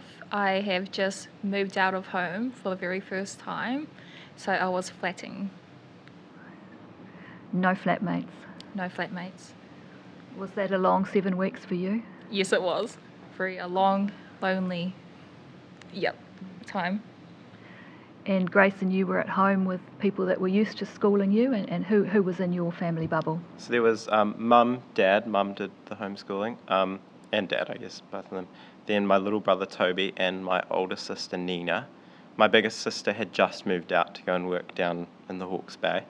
And we also had some family friends, my mum's friend and her daughter, who she'd just gone through a pretty bad breakup, so we were helping them out. Right. Jody, loneliness was obviously a challenge for you during that first lockdown. What other challenges were there? Well, I prepared myself for this big change of career, and unfortunately it didn't work out. With the pandemic, and everything that was coming out, I did panic myself. And especially working in the hospital, I was on the front line of working directly with those who were tested positive for COVID. Was that scary? It was scary, yes. Kritika, what were the challenges for you? I think it was the uncertainty, but also having to adapt really quickly. And I think that at that time, I was also the student representative on the board of trustees. So I was part of the college's exec student leadership team. So at that time we were meeting and still pivoting to think, how are we going to share messages across with the student body? How are we going to help people stay engaged with not just like their learning, but also how can we find ways to support young people who might be finding it tough? So I think I actually I didn't feel the fear myself. I didn't actually feel panic myself, but I think I was in a bit of a support mode to ensure that those roles that I had, I was still fulfilling them in the most remote ways that I could at that time. And I think also working at the supermarket at that time also showed me firsthand the fear that was being really faced by the public, and I think really seeing that firsthand was quite eye-opening, but then still going home and it was just normal, because I felt like for me life was still kind of ticking along, but definitely I think the adaptability was something that I could see a lot of people struggling with as well. Grayson, what were the challenges for you in that first lockdown? I think just the lack of social interaction for me was a big one, not being able to see my friends and sort of wider family. I would also, it was, because I was a bit younger, I don't think I fully, at first, considered it was actually quite exciting for me as a 13-year-old. But yeah, it was definitely the social aspect of it I struggled with. So starting with you, Jodie, were you back in Whangarei by August 2021? Yes, I was. Yeah. So how did you respond when another lockdown was announced? How did you feel? To be completely honest, I think I panicked again. And it was really difficult because I was on my own. You know, I just moved out and then I moved to a completely new town to just come back. So it was just navigating how am I going to look after myself and provide for the things that I need to survive myself. So all I can remember was that I was just scared. I think the best way to put it, I was just scared. I didn't know what to do. Were you working at that time? Yes, I was. And what area were you working in? Hospitality. Okay. Kritika, for you in August 2021, and here we go again, how did you feel about that? I had actually started a new job. So I started a new part-time job at ASB Bank at that time. So I was actually in the office when they announced that we were going into lockdown. So the most uncertain thing for me at that time was actually just being given a work from home kit and then getting ready to work from home, something that I had never done before. No one in my family had worked from home before. So that was that period for me. But also crucial for my year was that I was year 13, so I was in my last year of high school, and it was the most pivotal year to make sure you get your university entrance, you're ticking along to start university at the start of next year, and all of a sudden it's August and there's a lockdown. So that uncertainty, that really hit me around that time, because I was, juggling quite a few things at that point. Yeah. And you, Grayson, what was your reaction to the... I think it was, a lot of uncertainty around it. It was like, oh, here we go again. But I think I was still pretty, faithful. At this point, I was still... It's kind of all mushed together, so, the lockdowns for me. But I'm trying to remember, I was still pretty, confident that, it was under control, I think. The lockdowns were necessary at that point. So the previous longest lockdown had been 6 or 7 weeks back in 2020. Starting with you, Jodie, how were you feeling by about the 6 or 7 week mark of the August 2021 lockdown? I think generally just the same. I'm not completely sure. I think throughout the whole pandemic, I was kind of a bit uncertain about how things were going to play out. So I was just pretty much just doing what I was told. If they told us we had to stay home, I just stayed home. I just didn't know what to think at that time. So you'd been working in hospitality, I guess it was stay home, was it? Yes.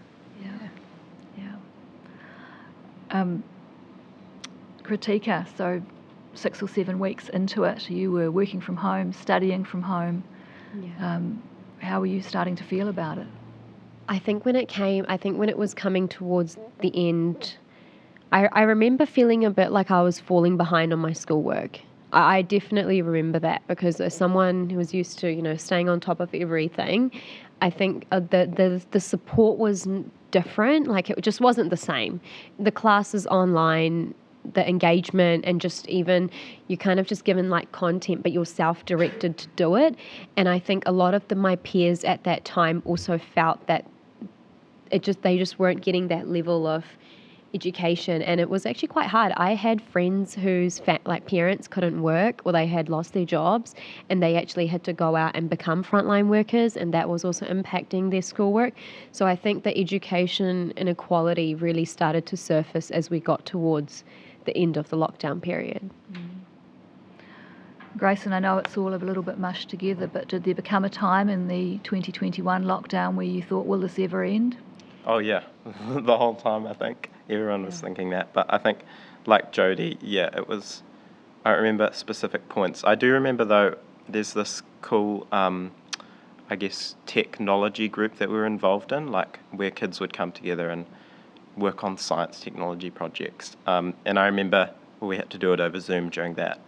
But I can remember that's probably the closest experience I have to the schooling classrooms on Zoom. I remember it was definitely not the same as sort of being there in person.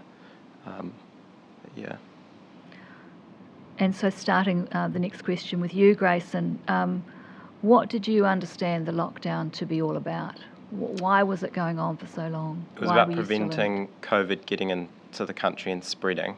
At some point along the line, we got our first case. And then I think the lockdown probably did stop transmission, as it would, like everyone's locked down, but also the social and economic impacts of it were still present today. Like social interaction in kids is definitely gone down. Like just using phones instead of actually interacting has definitely become a norm now, and I think it was definitely worsened by the lockdowns. Jodie, what was your understanding as it went on about why it was all happening? Yeah, well, pretty much what Grayson just said. Just trying to protect our communities, and especially those that are most vulnerable. I thought we were doing the right thing at that time. Kritika, what did you think about it? I think just the 4 words come to mind is stay home, stay safe. And I think that was really the pivotal thing that was at the front line of everyone's minds at that time. But then I think what that also created was fear to step outside.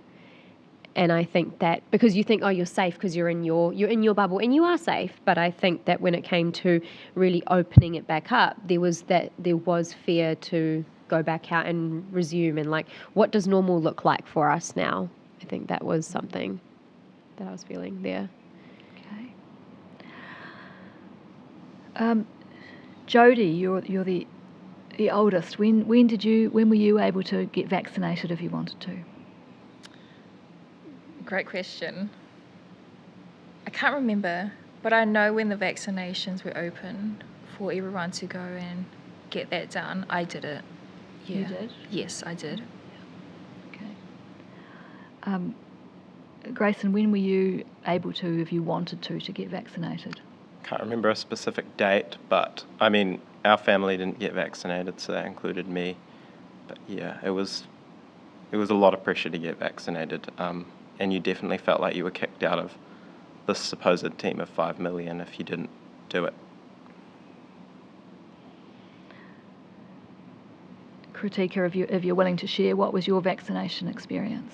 Yeah, when I opened up to get vaccinated, we willingly, my family did get vaccinated. I remember Dad and I went together to get it done. We didn't do it in the incentive time. We definitely did it much before that, but I only had 2 and I didn't get any boosters. So where were you getting your information about the vaccination from? The media. The media? The media, yeah. The 1 p.m. news that you need to go get vaccinated. It's going to help our transmission and also help you if you get it to combat it and deal with it. So that was really the information, and I think, you could read on Ministry of Health, but I don't know how many people were actually sitting and reading through on the Ministry of Health website and all of that. But I think it was genuinely just, most information was media. I didn't actually do much research into it myself. Yeah, it was kind of just like going along. Yeah. What about you, Jodie? Where did your information come from? Basically the same. Yeah, especially Facebook, TV ads, the news telling us that we need to go get it done and that it was available for us. Grace and you were obviously part of a family that had discussions about it.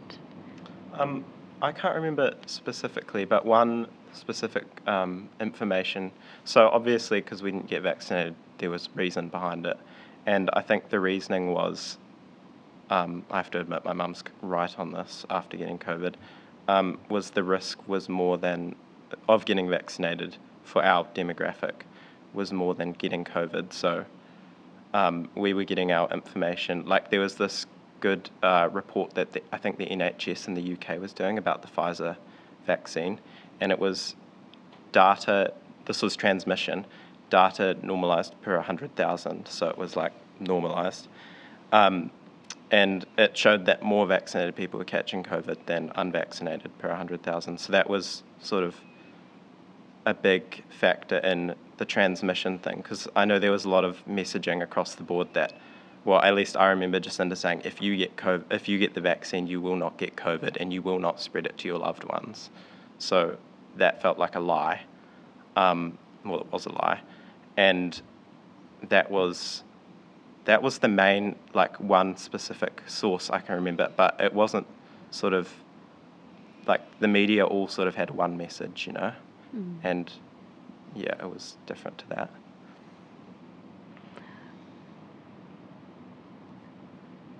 Jodie, were you comforted by what you heard on the media and persuaded to get vaccinated, or uncertain? To be completely honest, I did what I needed to do because I felt like I had no choice. I needed to go back to work. I was by myself. I had to provide for myself. There was no one else for me to ask for help. So I hope that answers that question, sorry. That's all right. And I think, Kritika, you probably have answered that already. So at the end of November and the beginning of December, the lockdowns begin to lift. Were you able to go back to work, Jodie? Yes, but there were restrictions around what that would look like. And was that hospitality work that you went back to? Yes. How did that feel? I was somewhat relieved to go back to work. I couldn't predict the changes and the behaviours that would change with the community and our customers, unfortunately, was not very positive. Yeah. So can you describe what you were surprised to find? A lot of the interactions, unfortunately, were quite negative. I felt like I was being blamed for the reason that people had to wear masks to come inside the store. I was the reason why they had to social distance in the lines. Because I was at front of the house, I was at the counter, so I was the one taking everything in. And then even having to be the person to check the COVID, if you could get a exemption pass, having to ask them if they had a pass, if they came in without a face mask. And just the reactions from a lot of the customers were very scary, I think is the best way to put it. I'll just say it was scary. It was very intimidating. Did you last in that job with that experience? Yes, I actually did. I think I just tried to sympathise and understand that everyone was just frustrated, and if I'm being honest, I'd rather them take it out on me than go and take it out on someone else. So I just took it. Was there support for you at work with dealing with that? No. Kritika, when you went back into the real world, how did that feel? And this is 2021, November, End of December? 2021, beginning of 2022. Yeah, for me, I was back into the office. Life felt normal, actually. I think just getting back in, doing what I was doing, having finished high school at that time, I was gearing up to start my first year at university, and I think that was something I was really, really looking forward to until I figured out that I was going to start university in lockdown again at the start of 2022. So I think that was hard, and I think I still felt that impact even 3 years later. I don't think I actually got the normal university student life because of the way that I started. I think the last 3 years I felt like I kept that same momentum that I did kind of doing uni from home. Like going in now, I think this was the only last semester that I felt that I was actually quite involved in student life, but other than that I didn't. Yeah. So how long were you studying from home at university? Semester. The first semester of my degree was all from home. So I started my first lecture, my first tutorial, and uni is a whole beast of its own, and starting it without it in person, not knowing, what your structure is going to look like and things like that, but just doing it from a desk at your house, I think that was something that was quite intense. Yeah. So when did you actually get in there? The start of the next semester, so that would probably be like around July. Yeah. Grayson, when things were relaxed and you could get back out in the world, how did that feel for you? I'm trying to remember. I think it was a relief. But I mean, with all the stuff, I think the vaccine rollout had started by now, and the social pressure was definitely ramping up around, because the messaging around it felt, I don't know what's the best, there was no debate around it at all. Like if you didn't get the vaccine, you were, I've said before, like kicked out of the team, and you were almost anti helping us get out of, or it felt like you were anti that, or people were putting that on you. So it was definitely awkward. I don't know whether vaccine passes had been put in, but it felt awkward for me at the time because I was 15, and there were definitely questions like, have you gotten vaccinated or whatever? And I was like, no, I haven't. And people were like, well, you should get vaccinated. But yeah, sort of awkward time. And when did that time end? When did things become more normal? Would it have to have been way past the vaccine? Like now, no one cares about that, but I can't remember it. I can't think of a specific time. It sort of just fizzled off after the vaccine passes ended and that sort of thing.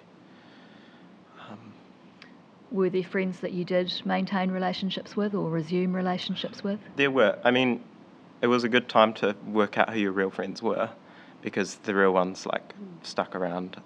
But there was definitely friendships that were not helped because of it. Like I can remember I was getting into mountain biking at the time. This is vaccine pass, so maybe jumping ahead a bit. I wasn't allowed to compete at first mountain bike competition, which was outside, ridiculous. And I can remember a friend was like, we'll beat you up if you come to the mountain bike competition. You're unvaccinated, you're dirty. It was quite nasty. Yeah. Right. Now, ongoing impacts. Kritika, I think you feel that your university experience was never the same as the generations before you, the cohorts before you, because of the COVID times. I do. I do think it was different. I mean, my life has always, I think, been a bit different because of the work that I've done, and never really always felt like just a typical uni student because I've sat on 3 board roles and I've done a corporate career, everything while doing university.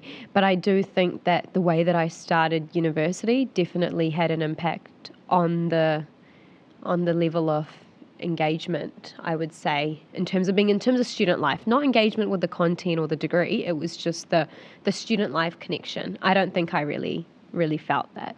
Yeah. So just picking up on your experience of being on the boards, were they related to young people's experiences? Yeah. The Papakura Youth Council, I remember I was running like podcast series during COVID, and we were talking about topics such as mental health, and how like different struggles that people are facing during COVID.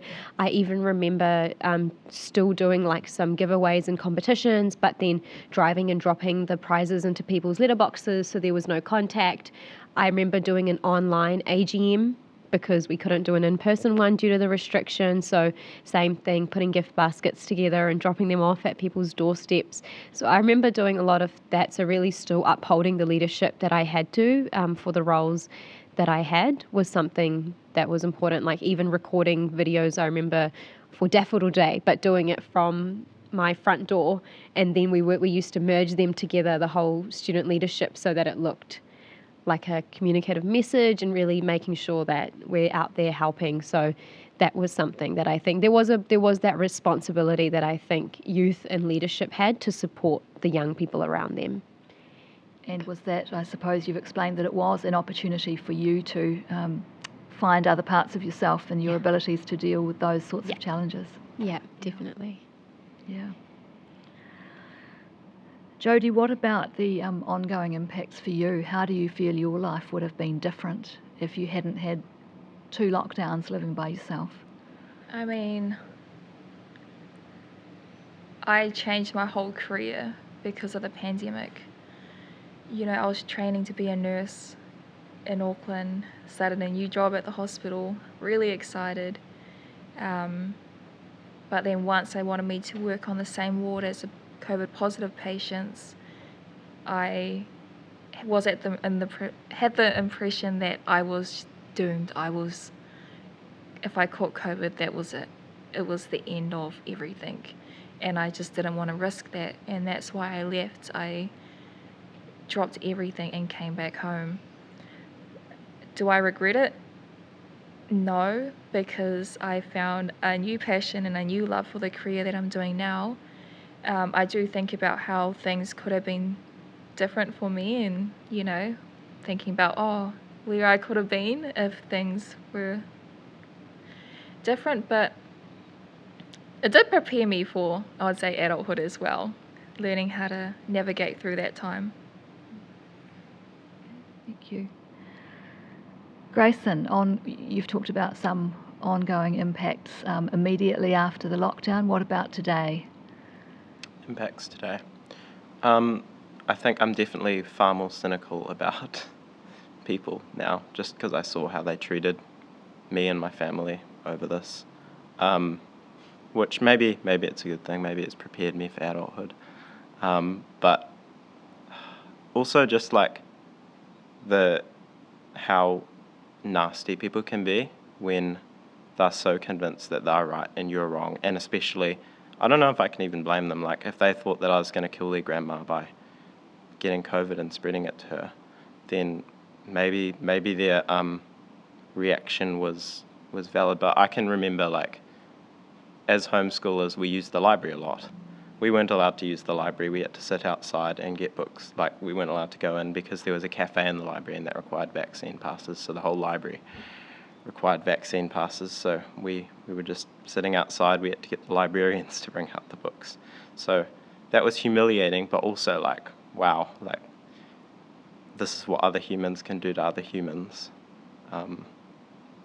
And just like family members being rude as well. It showed me how nasty people can be to one another, especially people that you thought were friends. So, from a young person's perspective, if there's another pandemic, is there anything you think the government should keep at the front of its mind in responding to it, particularly thinking about lockdowns? Kritika? I would say definitely the impact on education. I think that is something, and I know that there was rollouts for, educational material, but just understanding that it's not just about resource, it's also about like the accessibility of that resource, but also how the impact is felt on the students. I think that is something that I would love for, if this was to happen again, touch wood it doesn't, but that the government really does look into that and make sure that there is a, structure and tailored approach. I also would say like the reliability and accessibility of tailored advice. I do think that's a lot of the information.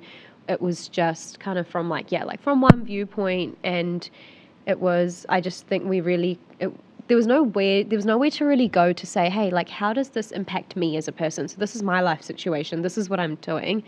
What should I do in this situation? So there was really no one to go to for like trusted advice. And I think that now when I think about it, the fact that most of the information on getting a vaccine, which is such an important part of someone's life, and that the information was really only through the media, I think having a more trusted, an even more trusted source of information, I think would be nice.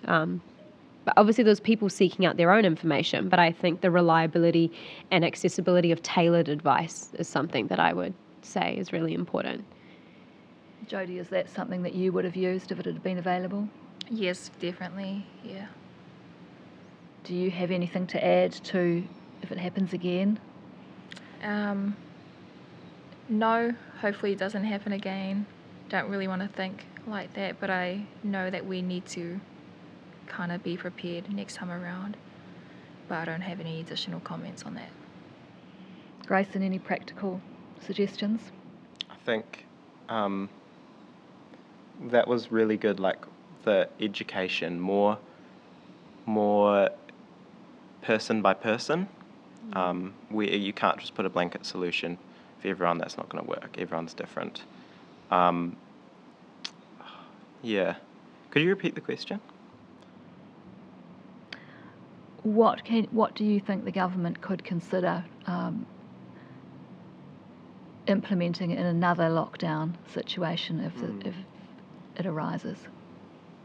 I think like localization. So I think a lot of interaction with councils for a practical solution, because every district's different. Just as low down as you can practically get, or closer to every single individual as you can possibly get, more tailored solutions for everything. But that's tricky. And looking forward, the pandemic is well behind us now. What's next for you? Are you back on the mountain bike? No, I'm actually into running now. But yeah, I think I'm working in like photography and videography, see where that goes. Might want to travel at some point. I don't know, just chilling in my job right now. Jodie, you have a different career to nursing. Yes. Are things looking up now? Yeah, I'm thriving in life. Sorry, that sounded so sarcastic. That was not sarcastic. I'm sorry. I am standing in this year's local body elections, and I'm doing a lot of youth advocacy work in our community. So,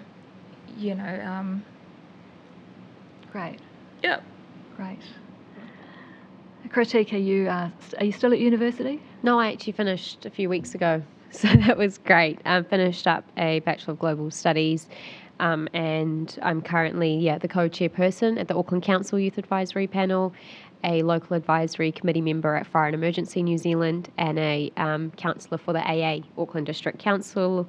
So that's been quite refreshing. And life is ticking along. It's going well, going steady.